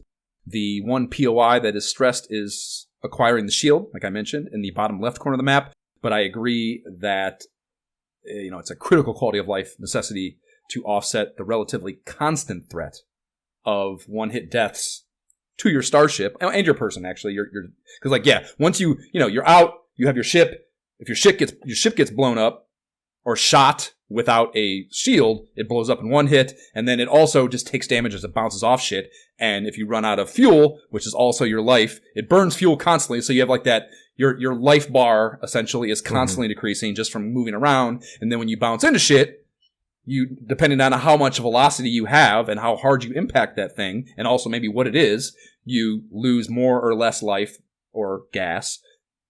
And then also, if you get shot, you just blow up. So when that happens, you turn into, you have like the last ditch situation of turning into the Solar Jetman unprotected, and he, of course, is one hit death. He's just in a spacesuit jetpacking around. And the idea is you want to fucking beeline your ass back to the mothership and get a new ship before you die. And he also, I guess, has fuel, I think, but you would really have to be fucking around, I think, to run out of fuel as the Jetman. That certainly has never happened to me in all my years of playing this video game. So hard to miss on the all-blue mothership you shoot up from at start is the perfectly contrasting complementary colored orange meter in the middle of it. And this is the mothership's fuel meter. And you will need to restore this to full as one of your 2 primary objectives at each level. The other primary objective is to cop a piece of the Golden Warship and then get the fuck out of here. You can also get a bunch of other space junk to get money to buy shit in the shops, but that is a ancillary and definitely secondary purpose to putzing around these planets. So away we go. I immediately was reminded how good this game feels when you're getting it right. When you need to understand what you're up against gravity-wise and do the work of, I said this in our group chat a million times, but you have to respect the process, to put it in fucking Sean McDermott's terms. You need to understand that you're up against some gravity here and then go out and you need wherever you want to haul something from, basically. So okay, I want to get this fucking shield thing that's in the bottom left, right? You need to take the time to go out and clean all those wall turrets off the fucking cave walls and blow up any permanent enemy fixtures, guns, or fucking robots, or whatever it might be, any big ships that you'll encounter later in the game. All that, you gotta take the enemies out. Like, right. you gotta But take it the, out. I mean, what I'm Clear getting at it here is though you always have random shit that can appear, and like you clearly can't make that True. be gone. But you can get rid of a lot of it and only have to deal with that random shit, and that is a critical step to not being miserable and pissed off the entire time you play the game. Because when you're hauling shit back, you have to have your shield on, or sorry, your shield off. Shield off, yeah. Right. You can't tow things and have your shield active. So you have to be vulnerable and to the one hit death. So if you have a bunch of shit flying around, it's going to be miserable. You're never going to get the thing back. So you're dealing with the gravity, and like the heavier the thing is, the more impactful it is on the gravity's impact on your flight trajectory, yada, yada, yada. And like, you just have to do it. You have to take the time to go out and get rid of all the shit, or you're going to be miserable. And until you do that and learn that, you're going to hate it. But once you do all that and you're just doing the math problem of like trajectory plus gravity, like you're doing the fucking, that, that flow chart in your head, to me anyways, is very satisfying. And when you do it well, and like, especially once you get into the crazy gravity planets, and you gotta like, you're just taking the things back to the warp zones. You're not even taking them back to the mothership because it's too much work. So and like those are smaller and they're up against cave walls, and like you have to learn to like swing that fucking thing. You know what I mean? And get it, like, you detach it and then like recalibrate yourself and like get yourself your ship cruising, so you attach to it while it's in front of you and you don't ever let it swing behind you, and get it to hit that fucking thing before you do, because you will start, once you get the later ships, you can start traveling through those warp zones, and if you fly into the warp zone before the fucking thing, you will fucking change where you're at in the game. And that is like a tough thing too, that maybe would be nice to have a little more control over. But whatever the case, when you get it right and do it well, this game feels really fucking satisfying. And that's one of the core it's one of the core things that make it difficult to say it's not a blessing game and has me torn, is because when it goes well, when you do it right, it fucking feels great. And that, I fucking praise that all the time. So it would be very hypocritical to not treat this game the same way. So that's my first core emotional tug. That's my first core emotional tug that I wanted to bring up here. Okay. So yeah, I don't know. Initial impressions, once you, like, how long did it take you to fucking figure this out? Like I said, assuming that coming into it, you were as devoid of understanding as I think you were of how to play this game the right way. I mean, honestly, like, I didn't start having any kind of like, oh my gosh, like, I don't hate this. Like, it took several planets for that. Like, it took until like Planet 9. It took until I was fucking 3/4 of the way through the game to have any pretty much before I'm just like, before I was kind of just jetting along like smoothly to like, all right, like, where am I going? Like that place. All right, we're jetting that this way. Sense I'm too, bouncing dude, and flowing and like all of that. In the trajectory of this game, it's kind of very parabolic in its difficulty. I think it starts very easy. The middle levels are very hard. The gravity's fucking nuts. And like, there are huge planets, and it's hard, I think. And also, there's a little bit of just a learning curve factored into this idea too. But then the back third of the game gets pretty fucking continually easier, I think, and that is an interesting design choice, I think. So it's, you said the back third? Dude, yeah. I disagree with that whole statement. I had such a different experience. That's so crazy to me. Well, I mean, that's to be, that we're gonna get, yeah. I mean, I want, because wow, it's very clear in our group chat about this game that we had, yes, not only very different experiences, emotionally, but also functionally. And like the flow chart of the game oh my gosh, isn't the same for everyone because of those warp zones.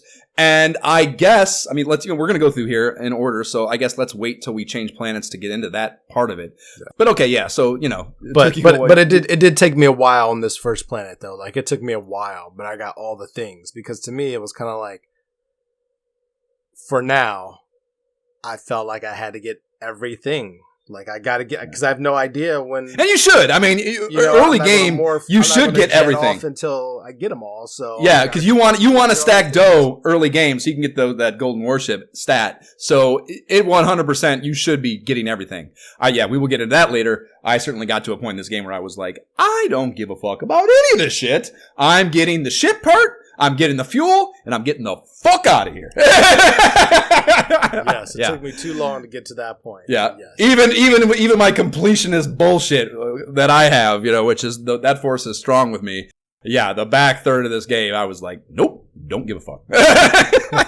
And I guess that's worth functionally saying too. Like, I stream this whole thing. It's essentially it is a kill quest on our YouTube channel. I streamed every single planet, so every single planet is available to watch. So my whole gameplay experience is, if you're sick enough to watch me experience that, is available to you, and you can see the both the emotional and the functional parabola that I described as far as my experience goes.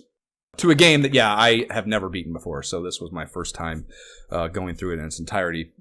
I would even say, I'm sure I mentioned this when we were doing the debate portion of the last episode to get to this, but I mean, in hindsight, I would say I've probably never beaten Planet, like maybe gotten further than 3 or 4, So, whatever.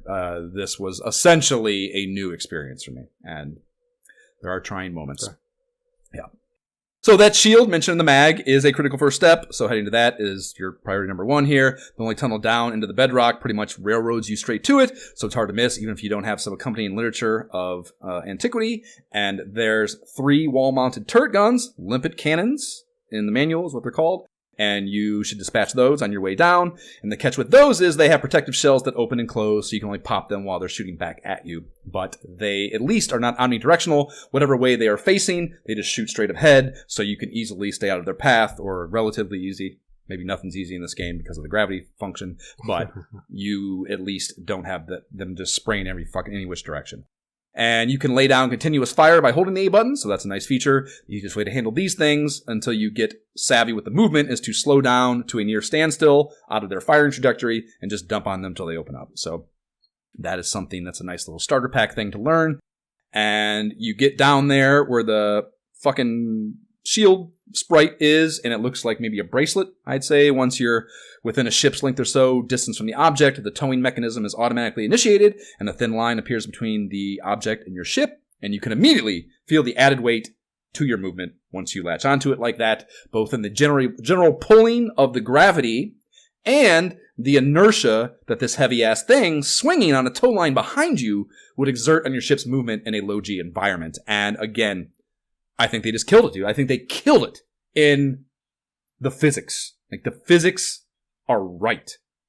And on the NES, it's funny that you're praising them for the physics. I'll just find it super annoying, but yes. Yeah, it's supposed to. That's the point. That's whole. Correct. Yeah. Yeah, exactly. And to me, that's a great job, I think, to make it, for it always to feel like, if you read that gravity number, once you start to know what it means in a relative sense from planet to planet, and you look at that number, you can go, okay, here's what I need to think. This is how I need to approach things. And, of course, you have to fine tune it once you're out and you feel the gravity on that particular planet. But like, especially when the gravity, that like really cool idea of where it moves into the negative number, and like you now are like ultra frictionless, it's like, it's all very interesting. You made any planet? Yeah. You didn't have that planet? Oh man. There's a couple planets in the middle there. That's why I said it gets harder. Where like you move into a negative on the gravity, and it's like being on a fucking oil slick the whole time, and it's a whole different vibe, of course, to play that way. And then there's also planets. What planet that is? We'll get to it, of course. We're going to talk about each one of the numbers as we go. But yeah, so that that's all. You feel that, and it feels right, and it feels like the math makes sense, and that is another thing. Like, I don't know how we don't commend them for doing that on the NES. There's no other game like it that even comes close to accomplishing that kind of thing, and it's just good. So, it is what it is. So if you cleared those turrets out, the only thing you have to deal with is the occasional random flying enemy, like I said. These are the saucer forcers in the manual breakdown. And one-hit death, but just as easy to avoid. They move and shoot slow as snail shit, so they're super easy to deal with. And they will often drop little mini chests that award 25 game bucks to do commerce with, so it's not a waste of time to kill them. And you can even, if you notice, you don't have to go pick that chest up. You can just shoot that as well to make it a little easier to obtain. So let's gamify it a little bit. They take a little bit of the real world shit out of that, I suppose. That's clearly not a way you'd be able to get shit back to your ship, whatever. But you have to then slowly drag this thing up the chasm and back to the mothership, and it's swinging behind you all the way, and you just have to drag it over top of the middle of the mothership where you exit your ship, and that's not any height, but up a good ways up from it. It will automatically drop off and float down and get accepted by the mothership. And then it will cut to the computer monitor screen, same one as the password entry. That pops up and shows a magnified shot of the shield sprite and some text. And that reads, your probes are now equipped with shields. Press down to activate. And if you do just that, your pod sprite adopts a thin circle of orange dashes that represent said shield. And it immensely reduces damage taken when you get shot or bump into shit to near trace levels, which is beautiful, of course. And the catch is you cannot haul things, like we said, while it's active. So therein lies a great deal. Yeah, you dying, buddy? Sounds like it. I literally, when he does this, I just plug one nostril with my finger, and it fixes it. It's fucking crazy. And when I first got him, and he would do this, like, especially he would do it at night a lot when I first got him. Like, you wake up to, like, the dog, like, fucking making that noise and hyperventilating. It's like, oh my god, he's dying! Like, how do I, oh shit! What? And, like, it would always pass, whatever. It would always self-correct eventually, but I would just, like, hold him and, like, fucking, whatever, try to make him fucking feel okay. It's like Pimp used to have seizures, like, same thing. Like, when something's seizuring, you can't, all you do is, all you do is hold it and, like, try to make it feel better. What can you even do? Yeah. Right, nothing. I mean, seizures are fucking horrific, but as one would assume, nothing fucking, whatever, enlightening to hear that, someone say that. But yeah, if I learned on the internet, you just literally plug one nostril, and it forces them to, like, breathe through their mouth, and that, like, opens the palate or whatever the fuck is doing that, and fixes it super quick. And, like, it's just amazing. It works every time, and in a few seconds, and it's like pushing a button. It's funny as fuck. It totally took the fear out of it too. That it's like, one, you can fix that's it. good. Of course. Yeah, having some fucking control over the situation is of course good, but also just kind of the comedy of what it is, just literally plugging one of his dumb little nostrils. Anyways, just did that. Just fixed Miyagi's life there. So yeah, I was saying therein lies a great deal of what this game is about. Is another thing, Jay, we praise all the fucking time. In my mind, I take it back to the fucking, what was that Genesis game with the fucking flying angel dude? Philios. It's that, to me, it's like we say the Tetris effect. It's the Philios effect of, like, real moment-to-moment choices in a flying game where you, like, have to decide between this little binary thing to survive / optimize your experience. And that, you're because it's literally like you're flying this thing back, and like I said, there's gonna be random shit. If you didn't do the work to clear shit out, there's gonna be other stuff, but you have to, some things you can't even fix, so you have to learn when to give up on the tow and turn your shield on in, like, moment to moment. And then when you do that, you lose the tow, but you at least stay alive. And because when you lose your ship, you clearly can't tow anymore. You have to take even if you don't get killed as the jetman you turn into, you have to go all the way back to the fucking ship, get another ship, come back down, and then restart your tow process. So you don't want to do that. So you want to turn your shield on when you're about to get shot or run into something or whatever the fuck it is, and then, fix whatever that is, kill it or whatever, wait for it to go away, and then go back, recalibrate yourself, and then initiate the tow again and get back to the fucking process. And, like, that is the loop and the moment to moment. Like, when do I pull the ripcord, and how cowboy do I want to get here? Am I going to survive? Can I just push through this? And, like, that is, again, I think we commend a lot of games for that, and this fucking nails it and puts you into fucking conflict, man. It puts you into conflict hardcore in those moments. And that, to me, is good game design that, again, is hard to fucking criticize. So, Another thing that's emotionally tugging me in two directions at all times. Because when you do cowboy it and you fucking fail, it's like, God damn it! I saw this coming. I can't criticize. I knew I had to stop. I needed to do that. I knew I had to do that. I should have done that. Why didn't I do that? This is my fault. And that isn't the game's fault. So what are you going to do?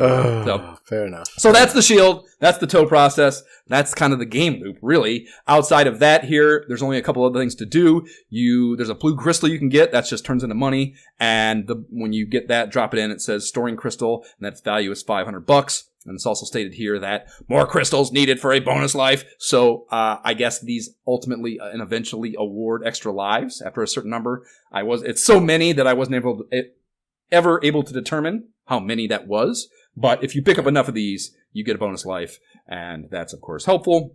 And then you also have to go. I only got once, so I don't know about you. Really? I only got. I played all 12 levels, so I definitely had a few. But again, that's to the point that it's a lot, So I'd even want to maybe guess it's 10, because they want to show you that fucking the crystal count thing on when you do the cyber zones, I bet it's 10, just because that's the number on that screen when it counts them up from the cyber zones. And that's probably just, to me, that's my guess. So, but whatever. It's kind of irrelevant. You got to get a bunch of them. And the money part is probably the more important thing anyways, especially if your save's coming immensely like I was. So then you are also dropping the fuel canisters. The message for that reads, you have collected enough, once you get enough fuel, it reads, you have collected enough fuel, now find the ship part and blast off.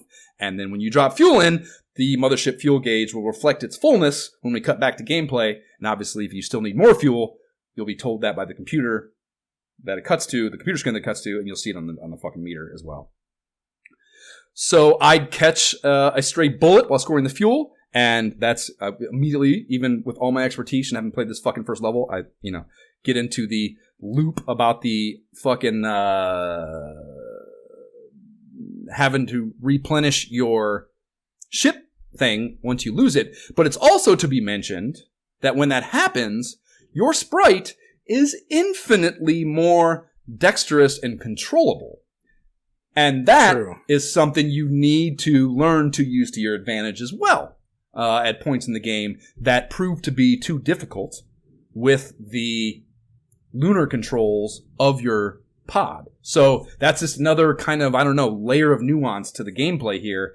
And in fact, the biggest example of it is the cyber zones. Like, you need to, if you want to have any chance of getting all 10 of those fucking crystals in the cyber zones, you need to lose your ship after you deposit. You see, this is high level. This is what should have been in Counselor's Corner, actually. This is a Counselor's Corner type thing. This would have been something like, I cannot fucking get all 10 crystals. Tell me what the trick is. And the trick is, after you deposit the warship chest in the warship room that you get to in each stage, after you put that into the warp zone, before you fly back to the mothership, you should, or before you leave that, you go into the warp zone and leave that room, you should lose your ship, because you go straight from that to the cyber zone. And if you do that, and if you go into the cyber zone with your spaceman and not right, you will get to do the cyber zone as the spaceman, and you can control him so much easier. And literally every time you learn the pattern, and it's just, if you watch my videos, it's the same pattern every time in those rooms, and you can do it like fucking clockwork almost,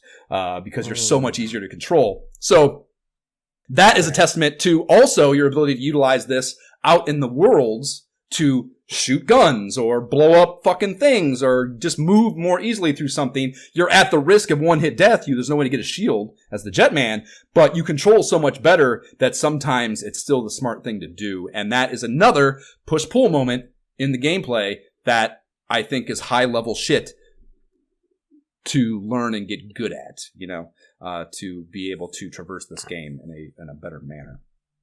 I think I was probably, maybe somewhere around Planet 9 or something, where it was definitely later on where I even employed that, where I think I may have lost my ship, and instead of immediately like going back, it was those vertical shooting things. Yeah, I shot it so easily with the Jetman. I was like, so easy that to was go through there. So much easier. And you can even, you have to land super gently, dude, but you can just stand on rocks and shit as the Jetman. Like, I did not expect that. I would learn that late game too, that if you like let yourself very slowly and it's not like fucking slamming into it, you can just land on rocks and just, even like those pea shooter guns, just fucking dump on them while you're standing right next to them, So yeah, that's again, just super high level. I love that it gives you that option of embracing that if you're willing to take the risk of being that exposed, I think is a cool option for you. So, yeah, you can also obviously die here when you run out of lives and get blown up as a Jetman with no lives left. You game over here, and the game over screen appears at big orange letters right there on the game screen, and they all float up and down independently in a way that feels like it's taunting you, I think. And I think that's just a fun whatever. And then it does cut to your last password on a black card from here in case you didn't write it down. So that's a nice quality of life thing that not every NES game might give you. That I want to say is a good choice as well. So these baby nut training wheels hauling jobs are where you hopefully learn a huge tactical thing about hauling mechanics in this game. And that is that you can initiate, or rather generate inertia, which translates to hauling speed, after the tow line connects by turning on your shield and positioning yourself on the side of the space junk that you want to tow opposite the direction of, and you start hauling ass with the shield on in the direction of the item you want to haul, in the direction you want to haul it, and then just before your ship gets too far away to establish that tow line connection, you turn your shield off and you start towing it, and you'll be towing it at the speed you were traveling. And for heavier things and heavier gravity, this is an integral thing to learn as well. To give you, because if you just try to tow from a standstill, just like it's gonna be a struggle. Right, it's going to be a struggle to get going because you have to do the power, and in some cases you can't. You physically cannot because gravity or weight or mass is too great in the very simple equation velocity plus mass or whatever the fuck it is. I can't remember what it is, but we all know what I'm talking about. Einstein came up with it. It's a super smart idea. Relativity, I believe he called it. But so that is again, man, it's fucking right, man, and it's so good. And when you are able to do that math problem in your head and enact it and get the button sequence down to fucking make it work, man, it fucking feels great. Feels fucking great. And that there's just so many layers to getting good at this game. It's good, man. It's really hard to argue that it's not good. As frustrating and pissed off as you will be playing. I don't have all positive. I was pissed off and annoyed, and I told you the back half of the game, I wanted to fucking be done with it, just like you guys. But none of it was unfair. Other than the shield thing, the fucking stupid ass shield control thing. But even that, like I said, I don't know what the better solution was. So, I don't know what to say about that. It'd be great if it wasn't the case because it fucking sucked and it's bullshit. And it would often even happen because I knew clearly it's my biggest problem. So like, I know I'm like looking at my controller. I'm like, I'm not doing it. I'm not fucking hitting up. Or not hitting down or whatever it is. I'm not hitting it. I'm hitting left or right. I'm not hitting, but the D-pad doesn't work that way. I'm trying to control and move it. Yeah. Right, yeah. So whatever you think you're doing, you're probably wrong. It's probably user error. So yeah, man, again, there's something else you got to get good at and whatever. So you get all that shit, your fuel, and now it's warship time. So here you want to, down near where the fuel tank was, there's an object that looks like an orange crosshair with the center hollowed out of it. This is the portal to the warship peace area, and it looks the same on every planet. You fly into it, a warping animation starts that is made up of red stars flying out of it and around you in a spiral pattern. You rematerialize in an enclosed cavern, and this one is very small. They become increasingly more complex and vast as you move through the game. In this particular one, there's 2 limpet cannons on the walls, a small orange circle doohickey, this is a warp zone, and a big blue chest. And you'll want to get that shield up immediately, because those fuckers will start shooting at you, and then you clear the 2 guns out, just as you would to haul anything anywhere in the game. And if you don't, it becomes a bullet hell very quickly in this small space, so critical. And you dispatch those turrets, and then you will want to tow that big blue chest up and over the warp zone sprite. And these chests are heavy as fuck. So it's slow going in general and also very tough to get them to maneuver at the end of your tow line with the same mobility most other objects in the game have. So, again, most important thing, ups the difficulty of the mechanic of it a little bit, which is good game design, I think. And these warp zones function the same as dropping something into the mothership. This applies here, and also when you start seeing them out in the main game area and later planets. So that is a mechanic you'll have to learn. And then even later in the game, the Italian warship can travel through them, like I said. So that is a complicating factor we'll talk about later. But here, you're just trying to get that thing under the fucking deal. How'd that go for you the first time? I mean, it's pretty annoying. Just trying to figure it out. I'm like, why I'm going in? I'm not going in. Like, it took a while for me to even just figure out that I had to get all the stuff before I could even go into the freaking warp. So it was just so it'd be very annoying. And you can. Like, I don't think I ever even tried. You can go into that thing before you are able to get the ship part, right? No. Or no, you can't go into it. Okay. No. Like, is the crosshair not there? It's there. There's been multiple times when I would be out exploring and run into that first, but then you just go into it and it makes like a zzz, like you like bounce onto it and it just spits you out. Like you can't spit you back out. Okay, copy. Yeah. Copy. So it was super frustrating to be like, all right, am I good? Nope, I'm not good. But again, to your point, later I would realize, wait a minute. As long as I have all the fuel, then I'm freaking good and I can go into the warp and we're solid. Got it. Right. Well, when you do, it's, the tough thing too, like I said, those warp zones are often up against cave walls. So clearly you have to learn, again, these are critical to learn the swinging thing too, or at least like, if not swinging it, which is kind of maybe the highest level of whatever game aptitude with the towing stuff, you can also do the trick, like I said, of getting inertia going before you latch onto it and then just kind of push it into the warp zone once you get it close, so that is probably the way to do it in most cases. So when you do get it in there, we cut to the motherfucking mothership mainframe screen, and it says, you have found a piece of the Golden Warship, and that's in gold text. And then a rewarding secret unlocked sound cue chimes in as a piece of the warship is revealed above it, the top of the backside thrusters in this case, at least for me, on the first piece. And then we cut back to the gameplay from there, and the only thing left to do here is fly back into the crosshair sprite.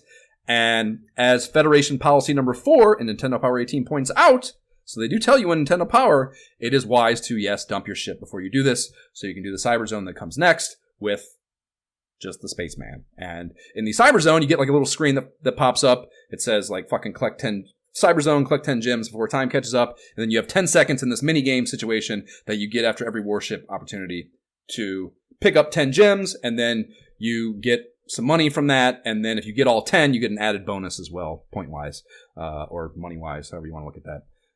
I think a 1,000-point bonus if you got all the gems on top of the value of the gems themselves.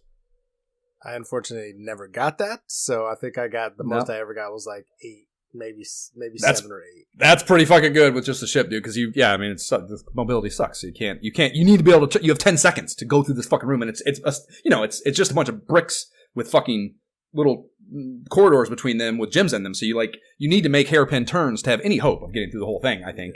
And you're not going to do that with the fucking, I don't know. I'm sure there's some high level fucker that can do it, but I couldn't. I'm not spending that amount of time trying it. So, yep. So after the Cyber Zone thing and a surprising quality of life allotment for a 1990 NES game, in my opinion, you go from there to your pod hovering just over the mothership. And, I fully expected to have to putter back to the thing. But no, it's kind of like, I always think of Skyrim like this. When you beat a cave in Skyrim, there's always conveniently a little way to just pop back out at the beginning of the cave, And like, it does, it's clearly the most gamified thing ever, but you're fine with it because why do I need to go back through that? Even if whatever, that's more real, So that they do that effect here, and that's a good thing. And you literally don't have to do anything. You can just literally, because of gravity, just float back in. You don't have to hit a button. That's for some reason I enjoy that too. And there is also, so in this case, I just blasted off, or rather I did not just blast off, which I'm like, I got everything. This is the first level. I know that's everything. Why am I not just blasting off? And it's because there are bonus stage portals in these levels, and there is one in this first fucking level, and it's a thing in the top left of the entire map, and it looks like the warship room portal, but it's blue. And once you see it, it quickly floats off the screen. And again, the only way to get in there, I think, unless you're super lucky or good, is to be the spaceman. You just don't have the mobility to hit it with the ship, in my opinion. I couldn't. And yeah, I missed this because of that. But if you do get into this, in this particular one, anyways, I wouldn't bother to get or able to get many of them in the game because they do show up on the map that we'll get later, and that's cool. But it takes you into this mini game that's kind of like Mario Run style sequence thing where you're just trying to grab gems that are whizzing by as you tunnel through with your pod.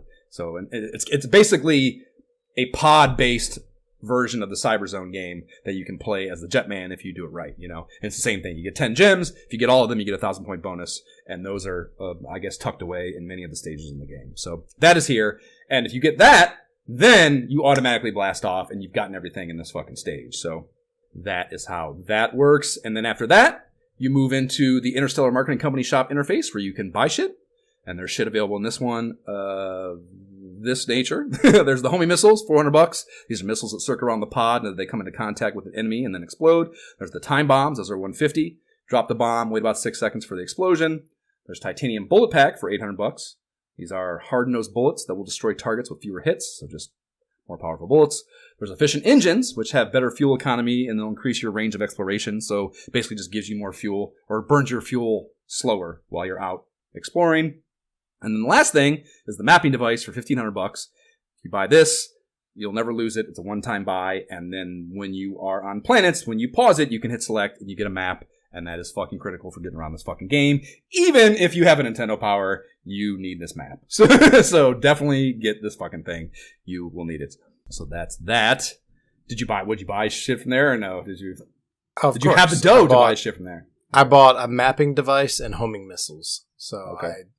Trust me, the Nintendo Power told me I needed a map, and I was like, yes, I will absolutely get I agree. And it's funny, too, because it tells you need that, and then you can also get the map as a whole thing in Planet 2. So, bad advice, Nintendo Power. It's a waste of $50. It's crazy, though, because I would, like, I don't know how you would play this game without the mapping device. Like, I was often... And then once you get the super mapping device, also critical. Critical. Yeah, like, am I going on the right trajectory? Yep. I'm good. Yep. So often use that. Did you get that one later in the game? The super one? Absolutely. Okay, yeah. So, yeah, that one, I think it's $5,000 once you get access to it. And it puts POIs on the thing. So you have a little flashing dot anywhere there's anything to haul. And, like I said, the bonus stages also are on there. So that's how you learn how to find those. Maybe in the game at all without literature of antiquity, of course, is to, have that dot flash on your map screen. Like, what the fuck's that? And you'll see them and be like, oh shit, I need to look for those. And then you can even be looking for them in the stages prior to having the super mapping device. So, replayability, I guess, there is what that creates. And that's good too. Yeah. The only downside, I mean, it's helpful. It's definitely helpful. It's the only drawback. It's not even a drawback, but the only thing that would have been nice is if you knew what it was. So just using that map, it's like, right. If you didn't have any literature of antiquity at all, you're just kind of like, there's something there. This is where I'm going. I gotta and then later, once I'm trying to turbo through these levels, I am 100%. I got my Nintendo Power open. I'm like, fuel. Okay. And then fucking, even then I'm still cutting to the mapping device to find them in the moment. But nonetheless, I'm plotting my plan 100% in Nintendo Power and then getting the shit and getting going. Yeah, no fucking doubt. So that's it for an individual stage loop. The rest of our discussion, I think, will be relatively fast comparatively because every planet is kind of the same loop, just with some slight nuances from each to the next. And so, yes, we move to Planet 2. This is called Mexomorph. The gravity is 24 here, which is 3 times as much as the last planet. Again, it's all just relativity, I think, to think of, or thinking of it in a relative sense, I should say. And the diameter is 31, which is over 4 times larger than the first planet. And it calls this, the Nintendo Power planet blurbs tell you like their guesstimate of the difficulty. And they call this Planet 2 relatively easy. Jay, could you please read the description of Planet 2? Surviving on Mexomorph. Rating, relatively easy. Your first job is to get the booster, one of the most important items in the game. Then head underground. Snag the navigator, a map device in disguise, to save money.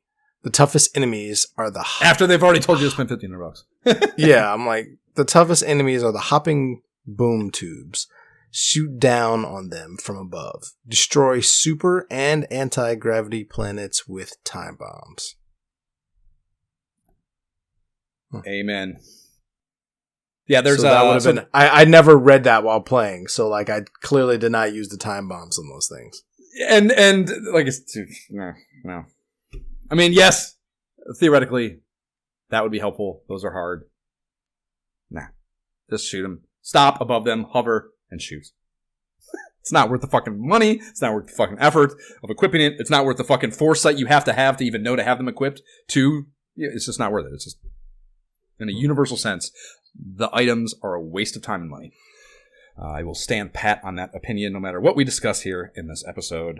And there is a landing sequence again after you get the planet information screen, a new music ditty, and new art before you can elect to equip your gear or head out into the planet for some space junkin'. And starting here, our experience becomes very nonlinear. We'll be hauling shit back to the mothership, and we burned up 3/4 of a tank on the mothership getting here, so we'll need to get 3 fuel tanks before we can lift off.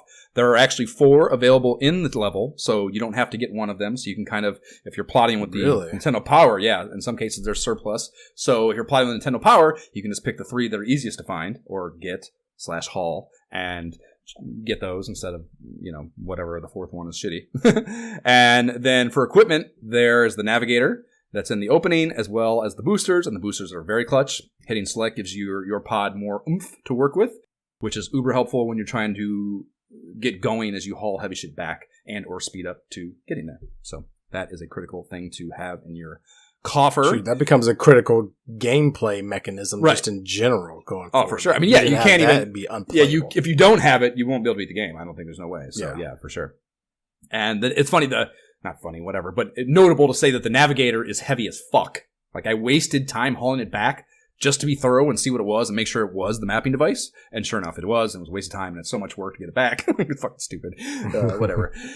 So there's that critical stuff. There's also bonus junk. There's 1 crystal, and then there's 1 chest. And when you drop, so the chests are all over the game in a lot of levels, and this is a testament to the kind of quirky, fun bullshit in this game, the humor of it. And when you drop the chest in, we cut to the fucking mainframe, and it analyzes the content. And there's 3 nonsense words for every one of these. In this case, it reads determination, phenomenon, and existon. And it's always that too. It's always like 2 real words. They may not be applicable to what it is, but they are 2 real words. And the 3rd word is usually a nonsense word that just rhymes with the real words, which is a fun little wordplay thing, I think, Yeah. And then they have arbitrary quantity numbers that get counted up for those 3 elements, and then the total value of the chest on the whole is revealed. And this one is worth $24.53, and that gets added to your money, and it's not what the quantity adds up to in those 3 numbers. So again, totally arbitrary, not 1-to-1 in that, and just the game having fun with you, I think. And we can also see the chest get opened up, and it reveals what look like Moai statues, which are the description reads Easter Island statues that appear below it, and these, I didn't know what they were, but if you Google them, they're the large monolithic human-like figures carved out of volcanic rock by, it's described as the Rapa Nui people on Easter Island, which is a remote island in Polynesia. All that was nonsense to me, but if you look at them, you've seen them before. I promise you. They actually, what they made me think of, dude, is those are in Super Mario Land on the Game Boy. They are the Egyptian levels, or maybe actually it's the World 3 has these in it, and that's what I thought of when I saw these. Those are present in Super Mario Land. It's where the rocks bounce. We have to ride the rocks. They're in that world in Super Mario Land. So new adversarial shit you encounter in this level. There's those big ass gun turrets that's telling you to use the fucking mines or time bombs on that kind of move up and down. And yeah, the best thing to do is just to position yourself above them, not moving as little as you can, gravity considering, and just dump on them from above because they can't shoot up. They can only shoot sideways. So those, and then there's also, which I remember, I love it when you first fucking encounter these and you're like, what the fuck are these? They're called mega gravity planets, which augment the nearby gravity to either pull you towards them, those are the blue orbs that are smaller, or push you away to the orange orbs that are bigger. And yeah, gravity is a huge part of this game, so it makes perfect sense that these are hazards for you. But these are often placed in places that complicate dealing with something else. So they use them as a complicating factor in a real-time problem set that often are very frustrating to deal with, and you'll want to annihilate them on sight as a first priority. In every single case, you encounter them in the fucking video game because they are a fucking problem for sure. Which I did not know at first. I thought you just had to avoid them. I was like, what is going on here? Yeah, I was like, no, man. You shoot them. I was like, what? That's great. I don't know why I didn't think that. I don't know why that wasn't immediately apparent to me. Right. I thought it was like, yeah. I mean, well, they look like, they don't move. They're not shooting anything. And everything shoots at you in this game otherwise. So it not crazy, I suppose, to think they are somehow benign or invulnerable, so whatever. There's also one new flying enemy. It's not in the manual, so, and, who gives a fuck if it was, but it's like slightly different bullet spray pattern and movement set. So like, there's like a handful of these kind of like can be random enemies.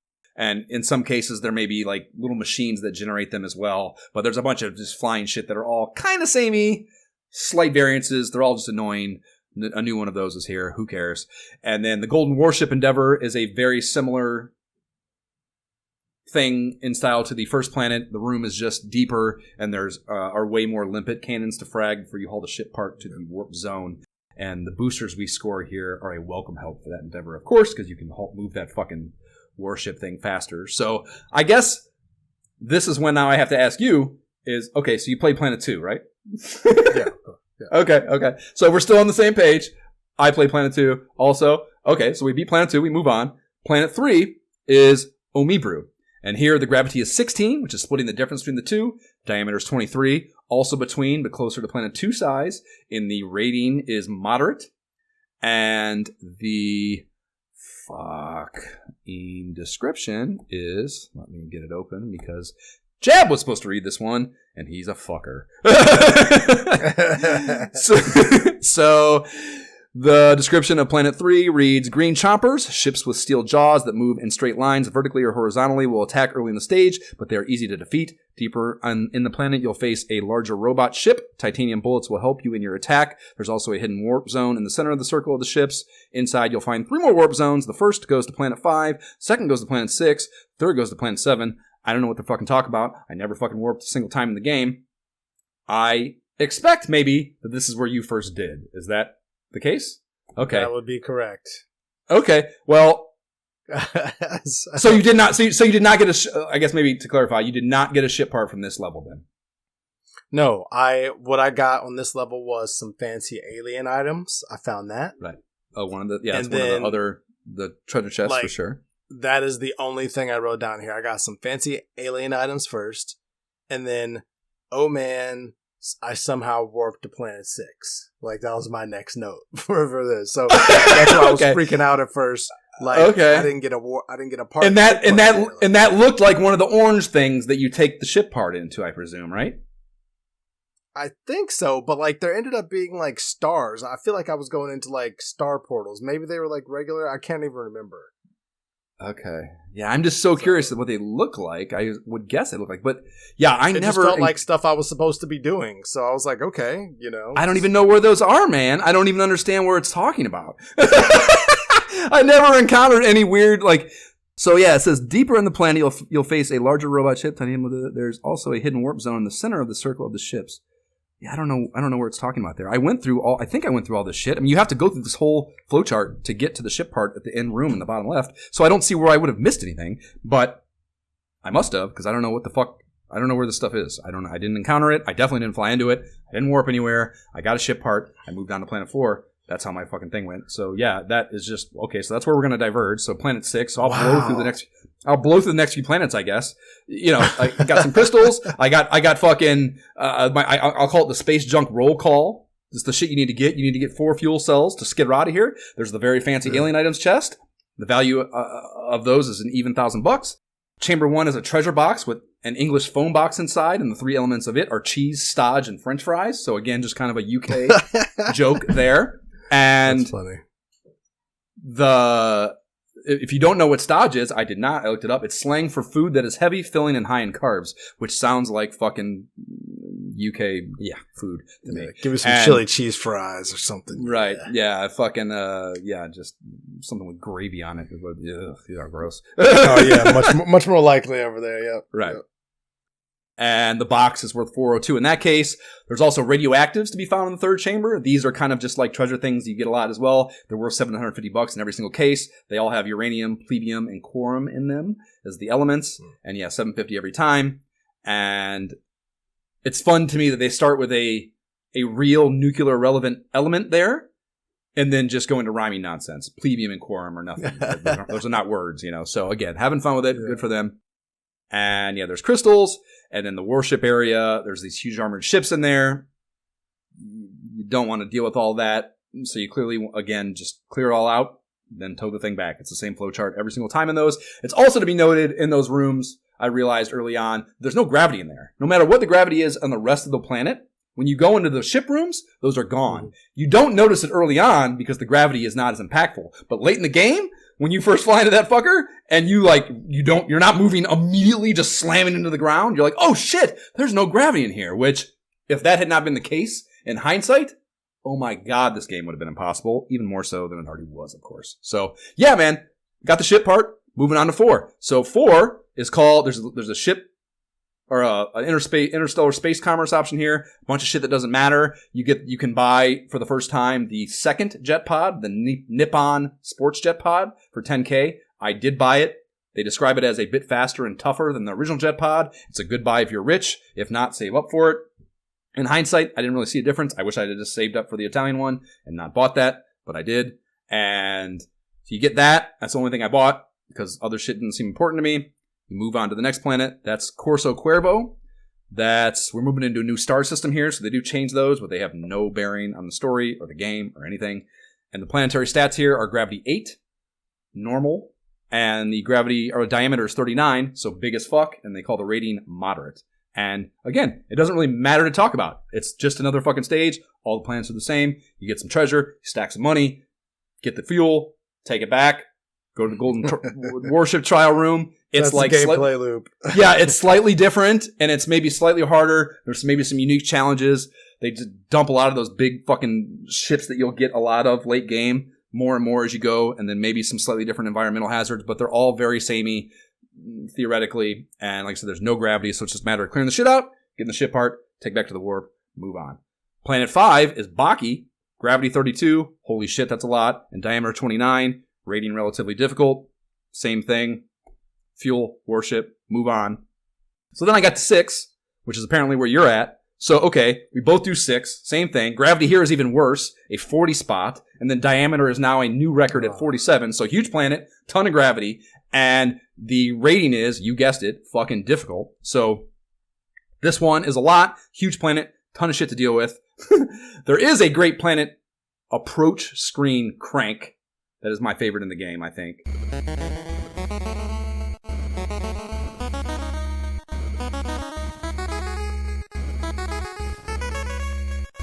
And this place, one joke worth mentioning, like that. So this place, it's set up to me what I thought of like a shitty NYC railroad style apartment. Like there's like your bedroom, i.e. the Golden Warship portal, is all the way at the end. So you have to walk through all your roommates' bedrooms while they're jerking off to get there. It's just like what I thought of this is what I thought this level was like. And like you really have to respect the process here. Like clean out as many of the non-random things to haul this shit back one at a time back to the fucking ship. And there's just a ton of shit in this fucking thing. And it's all, this railroad thing. There's no like, this one's over here, go left, go to that. It's all like every single thing you haul back, you got to pass through that area again and go to the next thing and then haul it back. And it's just everyone is further away and more fucking work. And, a lot of shit here. Okay, so Planet 6. Did you get the golden fucking ship here? No, man. You warped again? Yeah, that's what I'm saying. Like, I was here, I'm looking at the map now, and I'm like, alright, I don't know what's down at the bottom and far. Like, let me go down there first, because that looks like it's like the farthest away thing, so I'm going around trying to grab stuff on the way. And I go down there, and next thing you know, like I'm struggling, like I'm dying, like it's tough, but I'm doing stuff. And then all of a sudden I go through another freaking star thing and I warp to planet 9. A blue one? Are they blue? I don't remember, dude. I really don't. I think it's just like a star, like a normal warp thing. I don't know. So if you wrote down star, then it's definitely not one of the orange circles that are the warp zones. So okay, I can see. Well, I didn't write down star, but I remember a star. Okay, well, you're saying that. Okay, so then it's one of the blue ones, then, yeah. Okay, it's got to be the blue one, because the orange one, for sure, is going to take you to the fucking warp zone thing. Or the fucking ship thing, the warship thing. So, yeah, I did not find any of these until I started getting the flashing dots on the super mapper, and fucking, checking those out, basically. And even that they never warped me. They always were just cyberzone things. I was like, well, that's worthless. I'm not even going to bother to get those. And plus, I usually was a ship when I'm finding them anyways, because I don't know it's a warp zone. I just know it's a POI. So I never usually was even able to try them when I did find them. So yeah, again, never, whatever. Got a Golden Warship, moved on to 7. So you skipped 7 and 8 then as well. Okay. I do 7. Yeah. Gravity is 32 here. Diameter is 35. Rating's difficult. Whatever. Fucking Solar Jetman stage. And moved on after these messages. We'll be right back. So I'm flying around the planet Mexamorph, minding my own business when this flexi snake gets on my tail. I say, hey, buddy, I'm just trying to do a job here. Next thing I know, he slams my pod into a piston bumper, and I'm toast.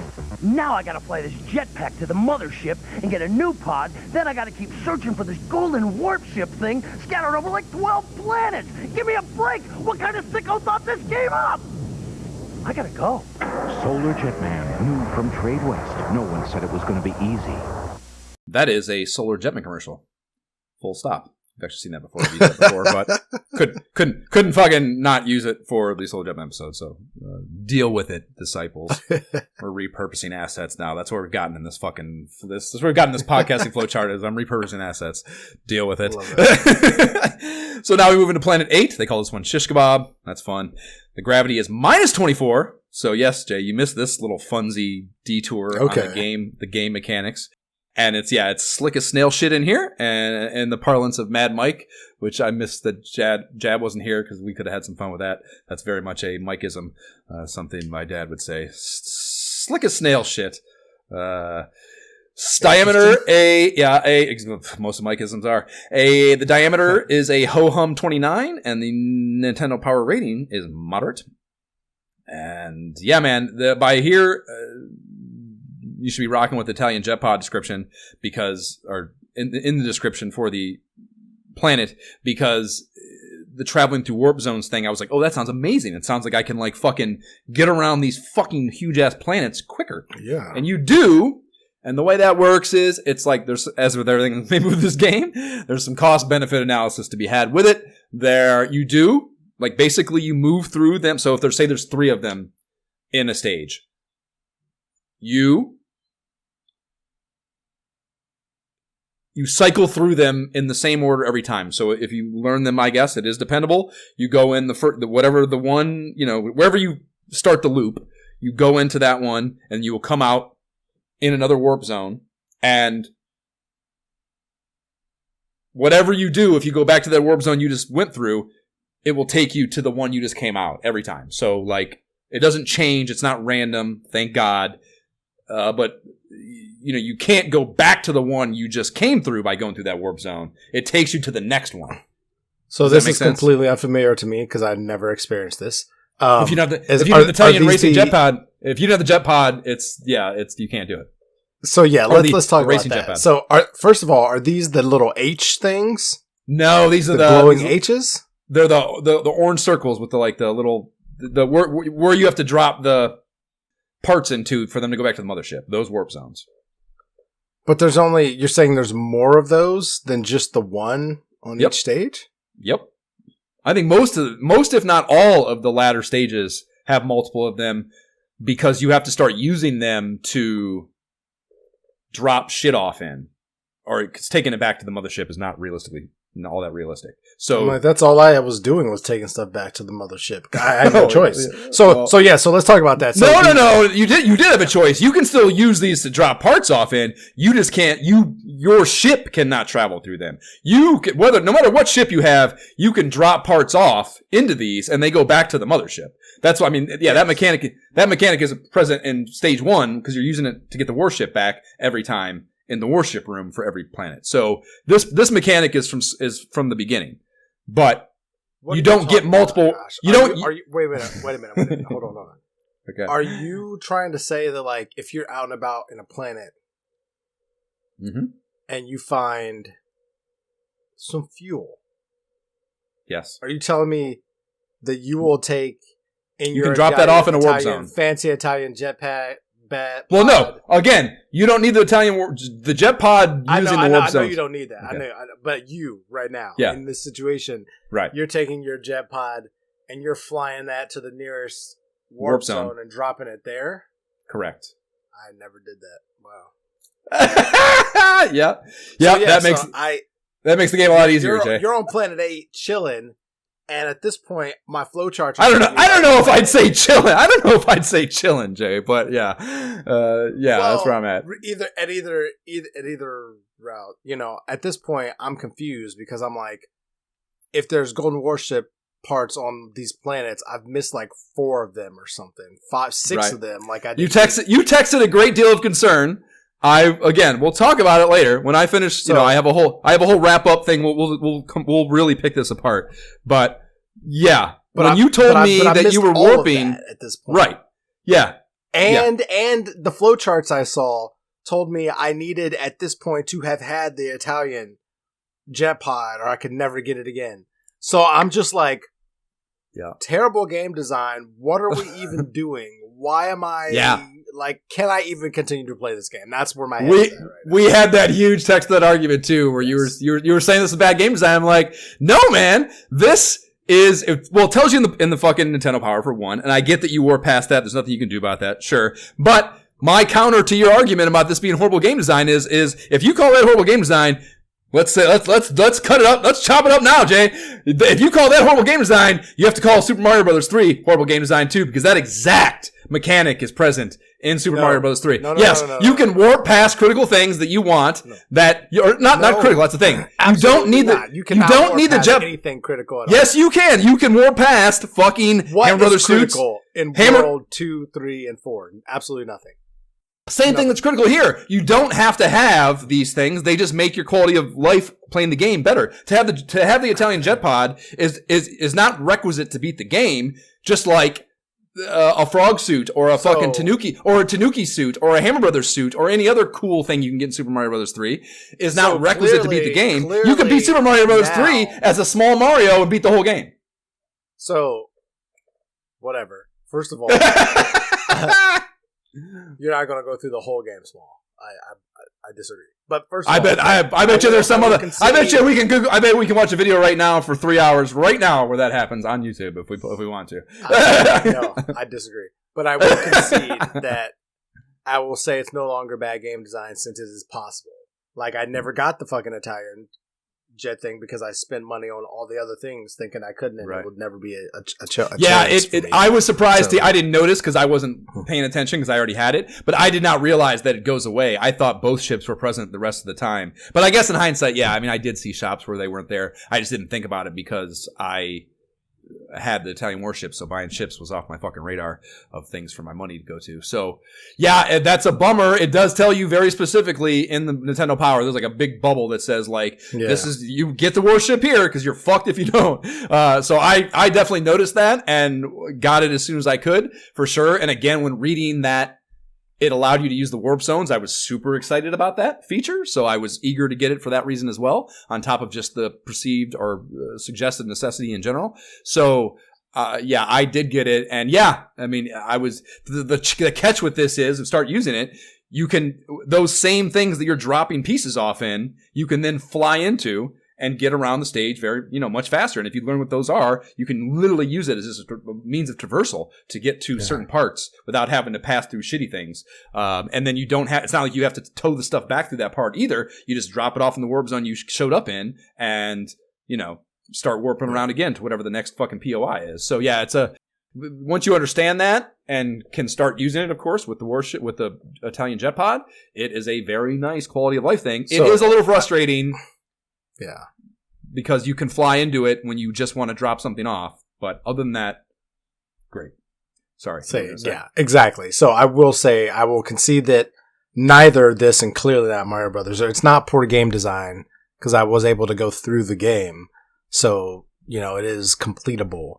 But it was definitely miserable. I'm sure it was disheartening. I will definitely say, I never enjoyed myself knowing that I just had to go search through a giant stage, find something, bring it all the way fucking back like 5 or 6 times, however many pieces of fuel there were in every single stage. And I'm just like, oh my gosh. There was never more than There was never more than 4, Jay.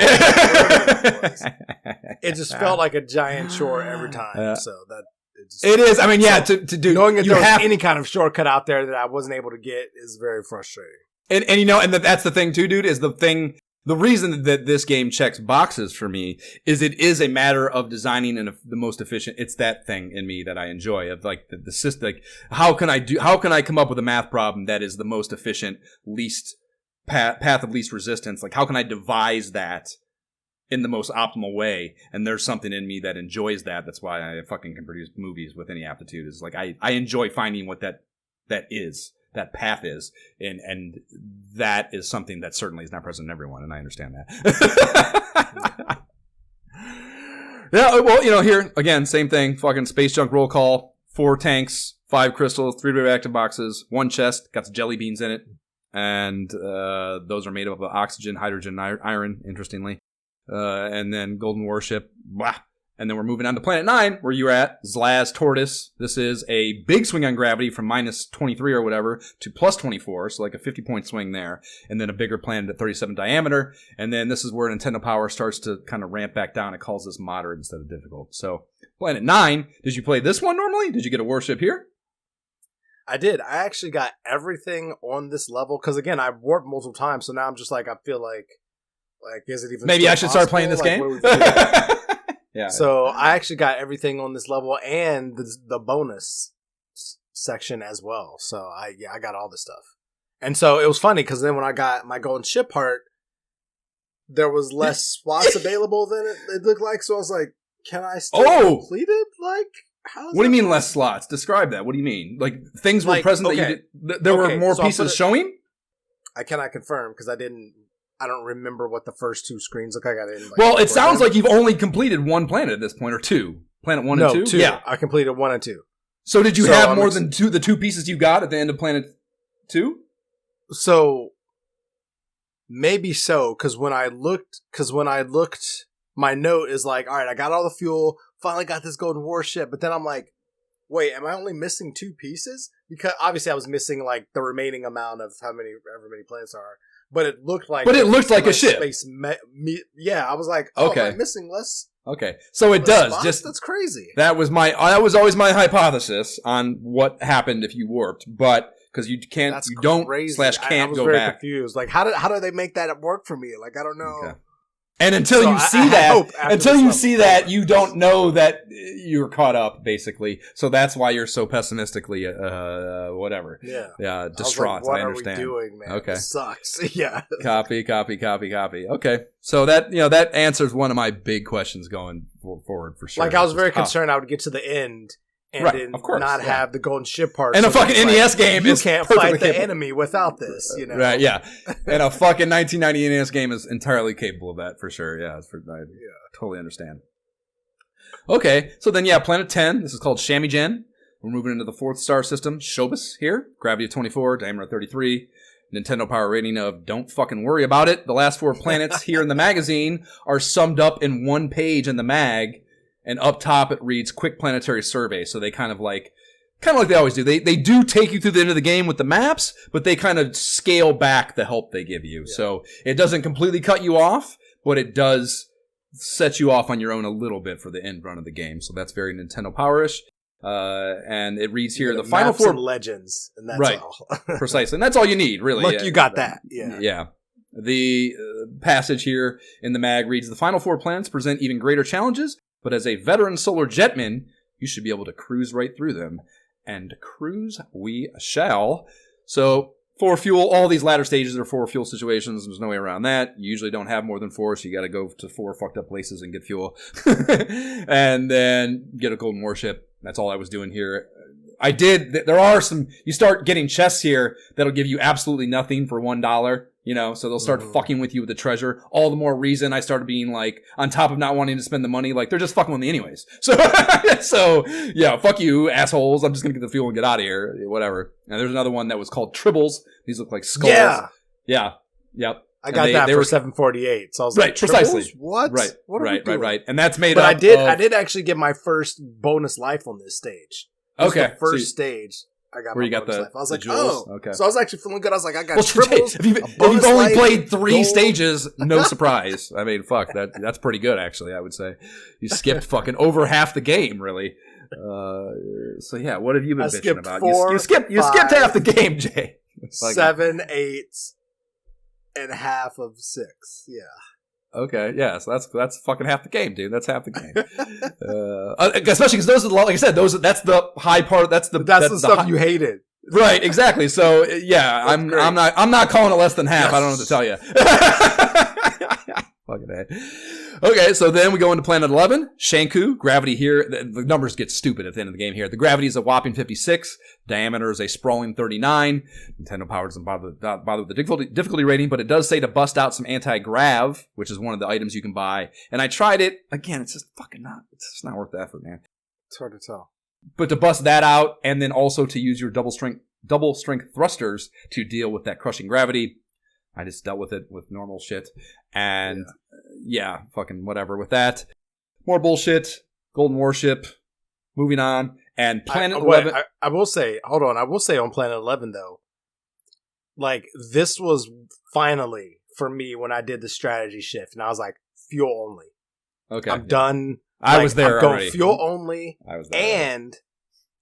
And I was excited because the shop had the Nippon Sports Pod, and I had like 10,500 gold or something. So I was so you were finally able to upgrade. Okay, I was finally able to get a different ship. So I was like, "Did you feel a difference? Did you feel a difference in it or no?" Yeah, I didn't. I felt really. I felt a difference. Well, also the next planet has different gravity and everything else. Right, so exactly. That's what I mean. Like I don't know. I got that first upgrade earlier in the game when things were less variance to them, planet to planet, and I didn't feel a difference. I mean, I'm sure it has a more efficient fuel consumption rate, and that of course is going to be hard to discern, and it probably takes damage.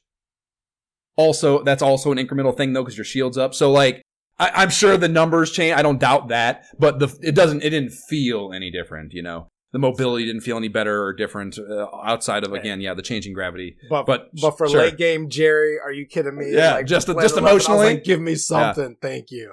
Just emotionally, I fucking get it. You know, it's funny, Jay. So again, we kind of touched on it early on, but we, listeners, Lord disciples, we are using a whole different pod rig here because Skype shut down, right? Which is funny. Listen to all my indie video game podcasts. This is the thing for everyone, dude. I've heard multiple video game podcasts mention like, oh, this is probably our last Skype pod, yada yada. So we're not alone in this whatever crunch of a scramble to figure out a new system. But we are using a new system here that's like a crazy idea of recording a Zoom call on our fucking laptops while we do a Teams call on a separate screen iPad next to our laptop here. And Jay, I'm not used to Teams. Maybe you've noticed this before with Teams. When you were describing that last thing and you started moving your hands around, your Teams view automatically zoomed out and showed your hands doing that and then zoomed back into your face once you stopped moving your hands. Yours has been doing it the whole time. Really? Yeah. I'm just naturally I'm just trying to like, when it does, I just start moving. Yeah. It's just like... Yeah, Skype did not do that and Zoom does not do that. That's an interesting feature. Like, it's helpful. I will say it is a feature that if people are fucking using their hands, they're using it to communicate. Sure, you know, even on regular Skype back in the day, that's what I liked because it was on the TV, and the kids could, when I would Skype call my parents back in Ohio, the kids would be meandering, bouncing around the room, and it would just zoom out and catch them as they. Skype never did that for me. It was so maybe awesome. Oh, are you kidding me? Yeah, the Kinect version on the Xbox was like, I hate that they discontinued it because for me that was like, oh, this is the perfect way to communicate. Yeah. Anyway. Yeah. Okay. Well, in my boss battle video of this game, because like I said, I recorded every one of these. I did it. I guess I didn't mention this, but for the most part, and I told you guys this too, it's very important. I think the way I put it is a planet a day keeps the fucking doctor away with this game. You do not want to have to hotbox and like play a bunch of this game. This game is meant to be, which is why it has the passwords, it is meant to be consumed incrementally. You're supposed to play a planet and go fuck off in your life and not play this game anymore. That's what they want you to do. And that also helps minimize your frustration. Now, I got to this, I'm playing one planet at a time, so it's one video at a time, or one planet to one video at a time, I should say. Late in the game here, I'm like, it's time to get this shit over with. I played Planet 11 12 through the end of the game all together here. But if you watch that video, what I'm getting at here is your boy's quote from this exact moment is, after playing this game to this point in the game, I said, Planet 11 is a fucking speed bump. It is a super easy planet comparatively. So again, just harking to the fact that this game is on that parabola where the back end of the last few planets are kind of a relief feeling. Part of it is, again, yes, only getting fuel and getting out of there and not fucking trying to get everything, I'm sure. But also I just felt it just was not as frustrating. I was not as angry as much as I was in those middle levels at all here. And you can see it in the vibe of the game, I think. Or the vibe of my videos, rather. So next is Planet 12. Gravity is 72 here. Fucking ridiculous. Diameter 45. Big daddy of the game for sure. The diameter is a hair smaller than Planet 6, but the gravity is way higher than any other. So even though not the biggest in both categories, it's clearly meant to be the fucking, the final boss battle of planets, And the map is very daunting looking. It's like 3 separate layers. There's a traditional cavern-looking deal up above, a water layer below that. And we kind of blew through that earlier. One of the planets earlier in the game has a water. I wasn't on it. Yeah, this was my first water experience. Yeah, it was interesting as fuck. Different, man. Yeah, when you go below it takes away the gravity basically because of buoyancy. Which again, man, now you got to reverse. Science. You got to completely reverse what you're doing when you land in that water. It's yep. I'm like at this point, I'm bouncing along above the water, but then when I gotta go, it's like completely reverse what I'm doing and directions immediately. Yep. Science, man. Fucking science. Fucking science. Fucking business, science. Baby. Let's go. Yeah. Yep. So you have your empty fuel here. You got to get 4 fuel things. Tons of treasure. Who gives a fuck? Golden Warship trial. Once you're all gassed up, you can basically warp right to the entry point for what I thought was like a lava zone is what I perceived that to be. It's like in the magma of the fucking lower fucking crust of the planet, And it is not a lava zone. It's just like, I don't know, some alien precursors technology or something. This is also not a good terminology for me, lava zone, alien precursors, but it was on the mind, of course, as I described in our What We're Jamming On Now section. And, dude, this is, you have to, like, really plot your fucking path of the map. If you just barrel through this, no hope. No hope you're ever getting through it. Miserable. Yep, fucking miserable. Absolutely fucking miserable. You basically have to, like, do this long-ass roundabout route of kind of going down the left side, going along the very bottom, and then coming back up on the right side into this little area where the warp zone to the warship part is. They do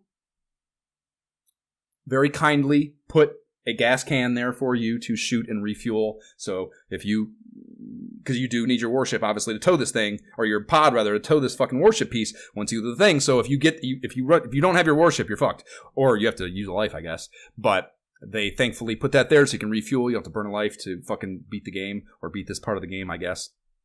So inside of this one is like, they've gotten these now where you have a ton of that gravity ball shit. You're usually going up over this wall and coming back down, and like up top of the wall, there's always like these super narrow fucking corridors that you're like, you're skimping by because you have to burn all that energy and gas to get the fucking thing, to clean out all the shit to get to the part. So these are tricky, but with the gravity being 0 or whatever, even nominal, not a factor, I guess, maybe a simpler way to say it.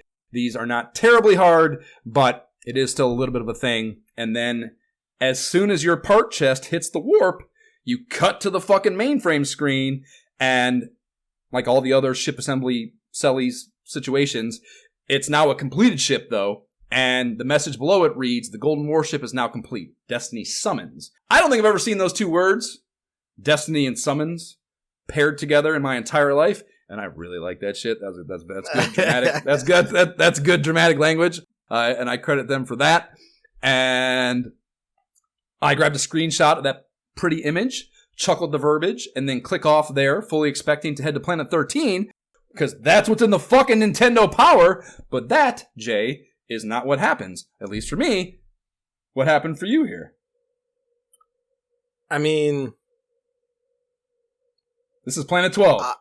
Yeah. I mean, I went in there, but then I was like, oh, the Golden Warship is complete. But then I was like, am I on Planet 13? I don't know. I just immediately went into side-scrolling mode. Okay, same for me. So, which I assume is Planet 13. There's no separate thing. It's not Planet 13. It's not like Planet 13. You're not going around doing stuff like they're talking about. No, that's not Planet 13. No, that's a planet, dude. What? Like, there's a way to warp to that. I don't know what it is. I don't know how it is. Well, again, we'll come back and talk about that here after whatever. But I was super curious. This magazine is BS, dude. This says Planet 13 holds the final piece of the Golden War. Right, and like, I'm like, I have it all. Well, exactly, dude. We'll get into it here in a second, but it's super interesting and convoluted to me. I don't exactly get it. I don't understand. I don't exactly get it. Even after internet research, I don't exactly understand. But yes, okay. So we both, again, at least we're speaking from the same place here. I assumed Planet 13 was like something to do with the warping path, and it was the way that, like you described, because you hadn't described that your warship assembly screen was caught up. You never told me that in the chat thread. So I presumed that Planet 13 would be the way the game kind of catches you up in some way, shape, or form. That if you were warping around, you would have to go through 13 as part of the process, and then something in 13 caught you up on the warship count, or warship piece count, rather, and then you would begin this thing that we're about to talk about. So, okay, so crazy. I don't know what the fuck then. I don't know. But, yeah, same for me. So I called this the Golden Warship Gauntlet. And yes, immediately, no fucking, like, there's no, like, hey, get ready, some shit's about to get wild. There's nothing like that at all. It just starts, dude. And it is, man, it's a horizontal shmup video game. It starts out of fucking nowhere, and you control the Golden Warship in a super fast-paced fucking shooter, side-scrolling shmup with this fast-paced ass music score that's fucking awesome.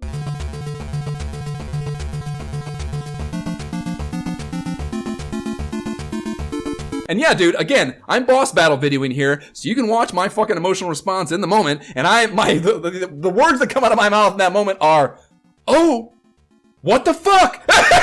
You know, like, I had no idea this was coming. And yeah, it is basically Gradius, man, or Life Force, if you know, you prefer. It is a super fast moving tunnel route that you speed through. You deal with these oncoming asteroids constantly firing in from every fucking direction. There's not enemies. You're not like shooting enemies or being shot at. Just asteroids breaking Right, exactly. It's a hazard. It's a hazard field, basically. And then the kind of like camera pans up and down. So you're not just dealing with the asteroids. You're dealing with like getting murked on the edge of the screen, basically, and running into something as it comes onto the screen, you know? So it's basically, man, I mean, it's very long. And, I mean, it's not totally unenjoyable when you do a good thing, like a skill-based thing, and, like, split some fucking asteroids. It feels good. It's a good side-scrolling whatever, fiber. But it's, you know, it's not Konami. It's not great. It's not tough. Well, I just think it's kind of tough. I definitely died. I mean, there's some tough moments, but I put it like this. It's so long. It's such a long thing. It is long. In my opinion. It is long. But I was grateful for it after doing everything else. It was once I was acclimated to it. Release. Once I was acclimated to it, I was like, this is cool. Yes. Yeah. For once you realize what's going on. Right, precisely. That's what we're doing. For the tunneling part, however, I don't think I feel the same way about the end of this sequence. The end of it is a final boss battle. And oh my fucking god, this boss, Jay. What did you, I mean, how long did it take you to beat this boss? I mean, it wasn't long. It just took... Oh, fuck you. Oh my god. Were you rewinding? How the fuck, dude? Oh, god. What? No, what do you mean? I had tons of trouble with this. Yeah, man. It was okay. So it's very Life Forcey. It's one of those it's like a huge biomass deal. 5 eyeballs on the left side of it, and as shooters go, the eyeballs are the vulnerable spots, and they close intermittently to make it impossible to shoot them. Very whatever standard cookie cutter shmup boss of the time, I think. But it creates this bullet hell thing where the biomass sputters out in these weird flight patterns, and you can't even really see where it's originating from on the biomass necessarily. And here's the deal. In the same way that the camera pans up and down, and like the playfield is bigger than your screen height, so you can't always see all the both eyes that you have to shoot, or the origination points of the projectiles. So they will just come out of nowhere, basically. And and furthermore, you are the one that has to create the scroll down or up. It automatically kind of resets on its own, and you have to push against the top or the bottom of the screen to get it to scroll, which makes that was a little different. Different. Which makes you have to physically be at the edge of the screen where you cannot see those fucking bullets flying at you. No, and you did not have to physically be at the edge of the screen. I did not have to be at the edge of the screen. Like, not quite, but you had to fly a second, but then just back up, and then I was right. fine. But that's so like sure, but you have to. You have to put yourself into danger. I had a fucking. It was hard as fuck for me, dude. It was so bad. Really? I thought it was such dog shit boss battle design. Having to do the scroll. This was an easy boss. Oh, and I was like, well, after a hard freaking searching around exploratory game, like it was very nice that this was a very easy see the open eyes, shoot them. Wow. And I did get like the military grade bullets and all that, so I don't know if I like used them and they were no. Just going either way. We never talked about it, Jay. You have to use any of that stuff. First of all, none of it applies to the Golden Warship for sure because you don't do this. But when you get that stuff and you're on a planet, matter then with the Golden Warship. Yeah, right. But I'm saying to use that shit though on a planet, you have to select equip stuff when you're back at the mothership from that menu, and then you go into a screen. Is what I did. Yep. You equip it, and then it puts it on in your HUD, and then when you're out using the thing, you have to do that button, the +A shit or plus select whatever the fuck it is, and use it. And then so it becomes available. All of that is unnecessary, and this boss was just easy to me. Then I don't know what to tell you. Oh my god, dude! It took me a million tries. It took me a million tries, dude. Really? I was so annoyed. I was so annoyed because I felt again after all the stuff I said about this game and how, while hard as fuck, it's always your fault. Even that dumb shield thing, you are pushing the button. It sucks that it works that way, and it's super hard not to push that button. But you are pushing that button. That causes that. I didn't feel like I had control here. I didn't feel like I had... Oh, man, I loaded... I don't know how long. I mean, whatever. I mean, we're talking 20 minutes or something. It took me, like... It's kind of like my... Whatever, fucking... That is like my hard boss battle stock amount of time. Like, it takes me 20 minutes if it's hard. Like, Dracula took me 20 minutes. I thought you were going to say, like... I mean, but that's a lot, dude. It fucking takes me maybe... Takes me 30 minutes... 30 to 40 minutes to beat a fucking, like, one of these big levels, to spend 20 minutes on the final boss battle. And again, it's fine if it's hard, but when I feel like I'm not in control of why it's hard, or if I'm not in control of how I make it not hard, which I, again, having to do that scrolling myself thing took it away from me, I feel.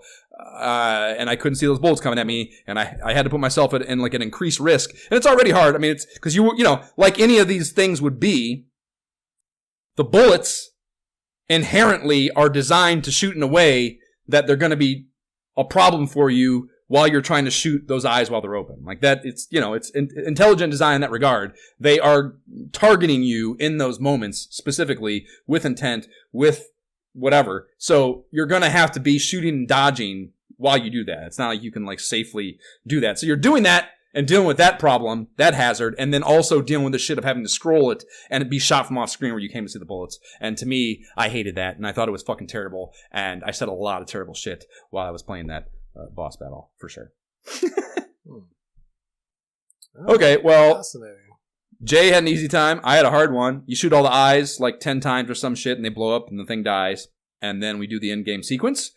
When you take out the last one, there is no fanfare of any kind. You don't get to watch it have a cheesy explosion animation, burst all over it, or anything like that. Right, I agree. And then we cut straight to a white text on a black card thing that says, as the ending theme that we've already heard earlier swells up, and it says, "Congratulations, Jetman. You've completed your mission. Time to put your feet up and relax in the comfort of your Golden Warship." And then we cut to Homeboy in the captain's chair of the Golden Warship doing exactly that. His arms are crossed. His feet are up on the dash. He's staring at us, like the POV, with his like dead marionette eyes blinking at us. And there is also a cute little robot jumping up and down on the dash. I wish we'd seen more of that cute little fucker throughout the game, but that's the only time we've seen this, I think.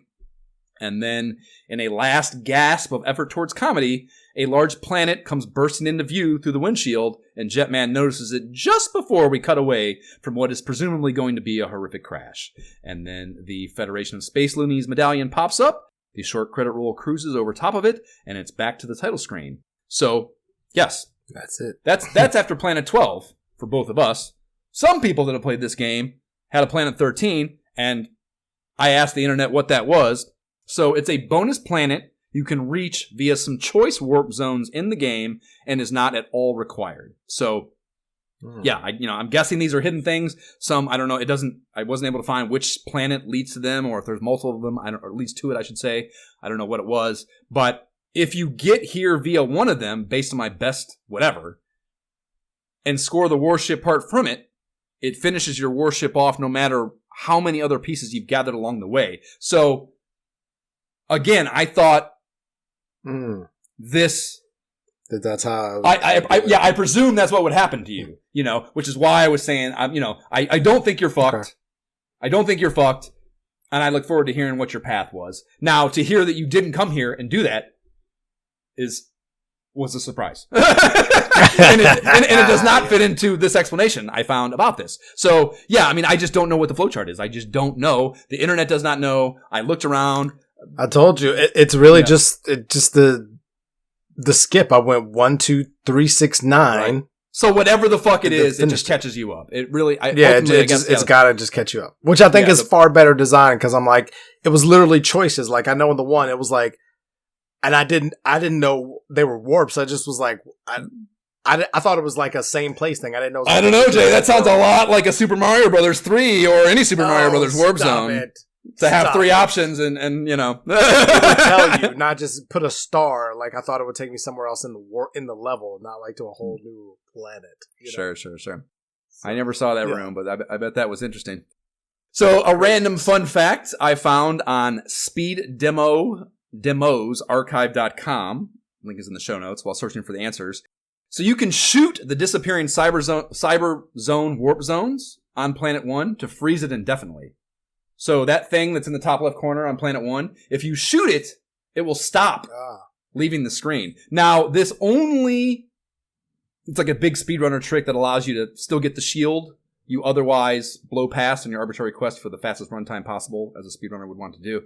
So this is the only one you can do that on. And then this is the only hidden warp zone, where you can do that. So I don't know. That's interesting. I guess it's just a tool to allow you a chance to figure out what these are, But that, to me, was a very, unexpected thing that, one, you could do that at all, of course. I wouldn't even think to do that because I'm so hurriedly trying to get to it. But the idea that you could only do it for the first one and none of the others is, a really interesting design choice, I think, personally. But whatever. Reading some of the things that, this person that had this dug out of the game code for this 2013 write-up, which is when it was dated, was really interesting. If you're a speedrunner person, definitely go check that URL out. There's some fucking super interesting, because that's what it is. The whole thing is just his speedrunner strategy description front to back, and how it works and all that. And he found it he devised it rather by cracking open the game code. And I guess that's how really high level speedrunners do it, is they literally crack the code open and look for, that's how they find those weird ass glitches and shit, that never occurred to me. I thought it was some kind of trial and error thing. I'm not a speedrunner guy, but it was very interesting to read, even though I have no desire to do it myself. So the last note on Planet 13, I do not think the Nintendo power fuckers actually played this game or know how the ending works based on what it says in here. And you kind of pointed this out, Jay, already, but it says in there, Planet 13 holds the final piece of the Golden Warship, but Planet 12 is your final goal. So that is not factually incorrect information, but I think it lacks the context that someone who actually had played through it would add to that explanation. And that makes me think that these fucking pricks didn't actually even play the game. They just put this shit in there. So, fuck them too.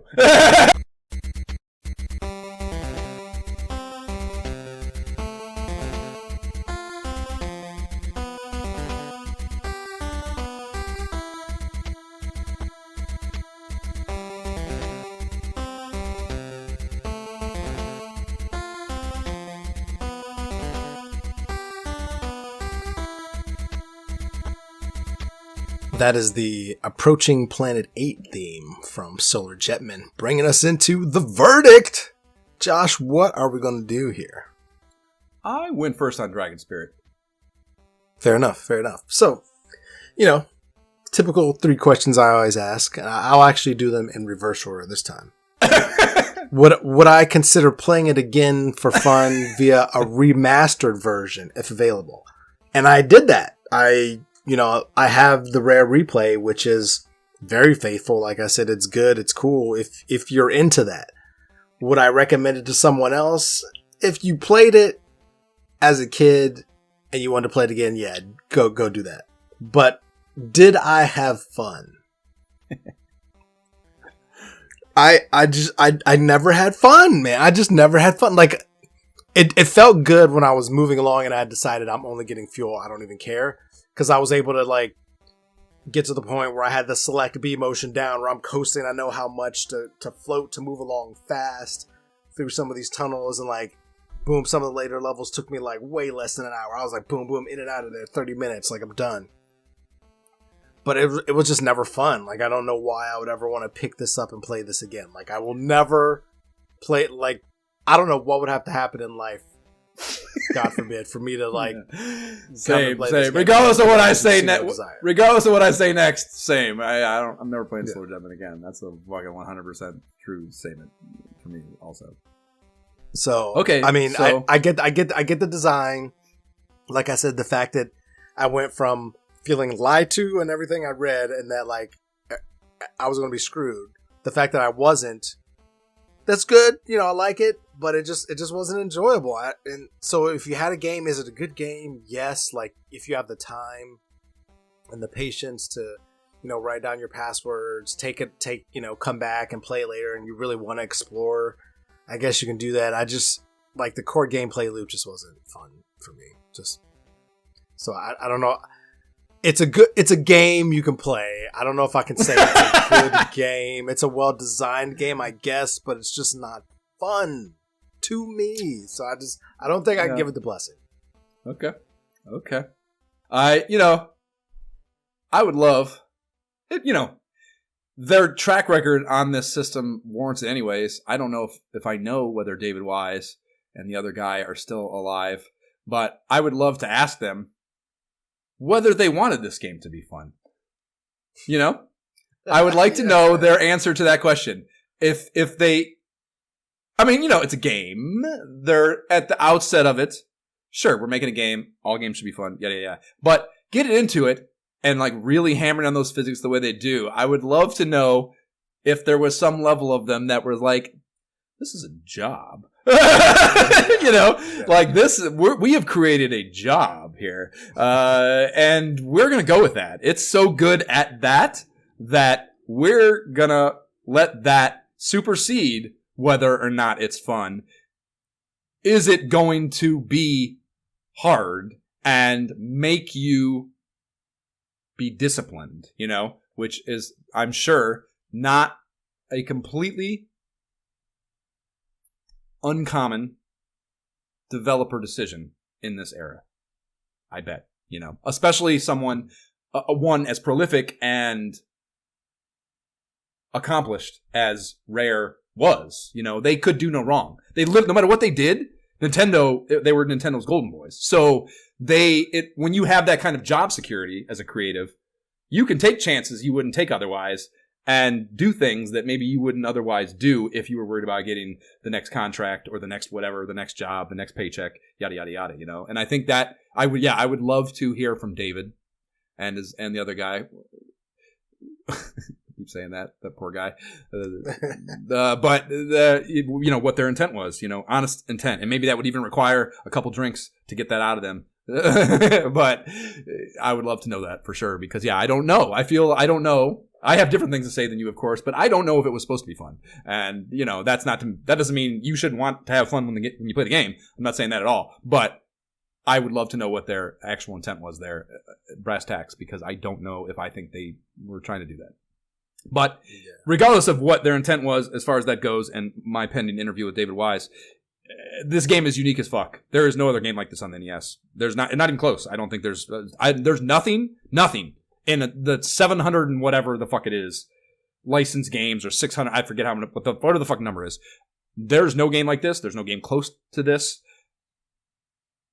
It's Rare doing rare type shit, and I mean that in both fucking definitions. Rare as in not common, and rare as in the company, this is what they do. It achieves most everything I think it is setting out to do, especially if we qualify and say they're not trying to have fun.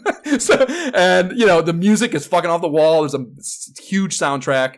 The graphics are great. Those pixel art things are great. Look at this thing behind me. It's fucking great. The look of this game is great. Even the gameplay, though, because of what it requires mechanically, it's very zoomed out, and there's not a lot of detail with these things. It does.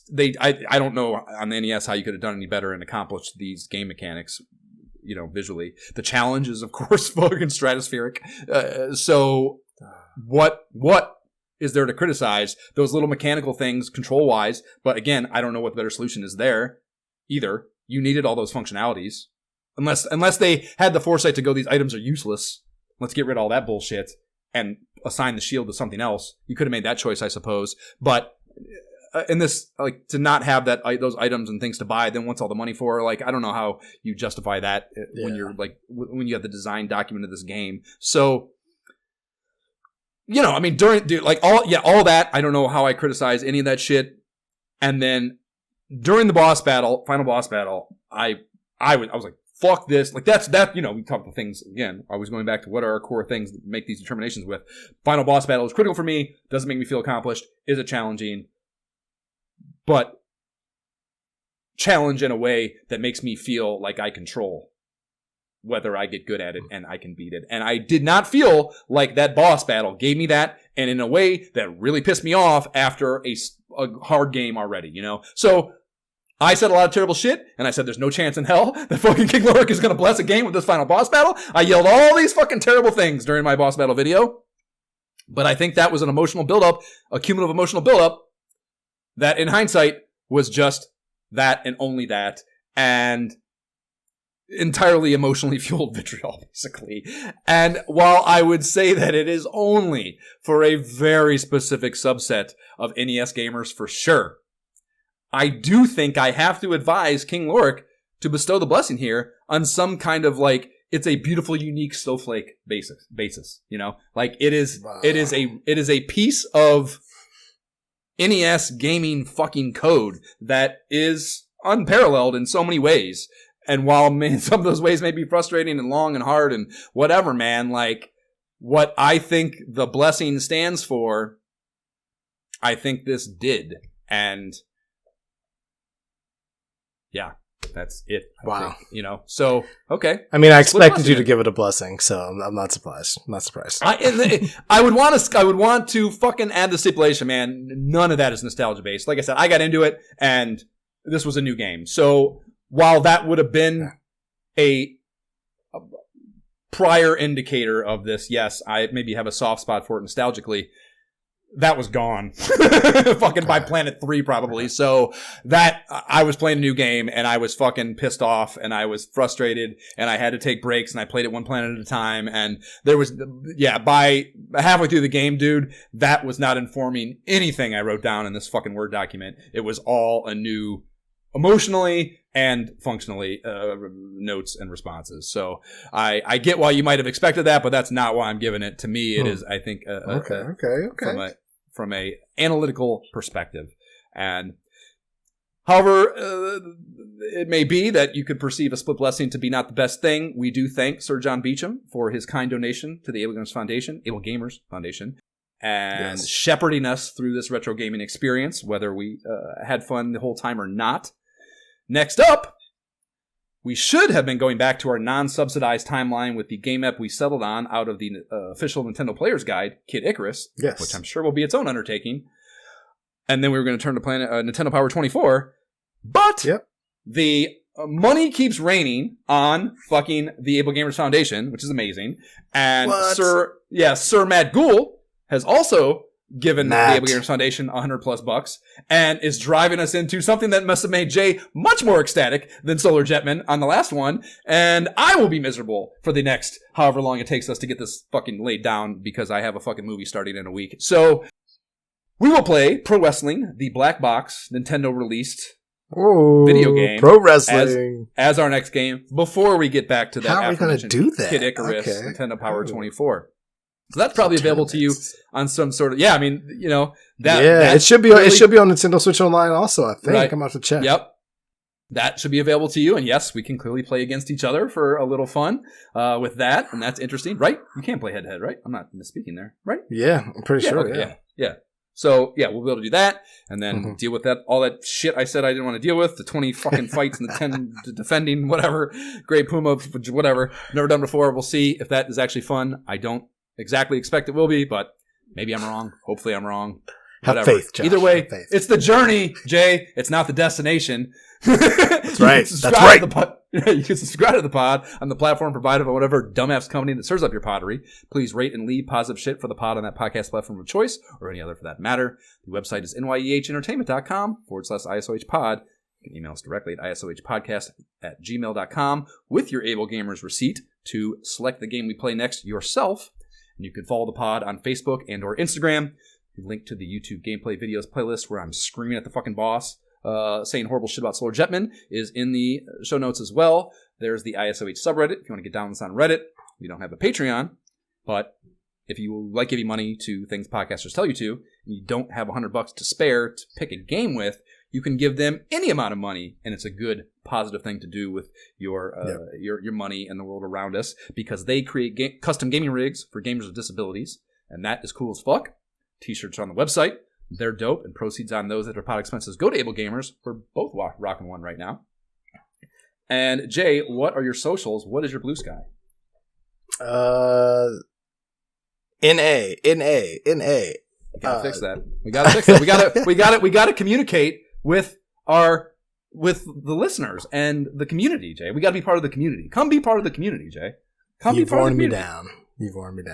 Great. But until then, all I have is my gamer tag, which is Gentleman JB without the second E.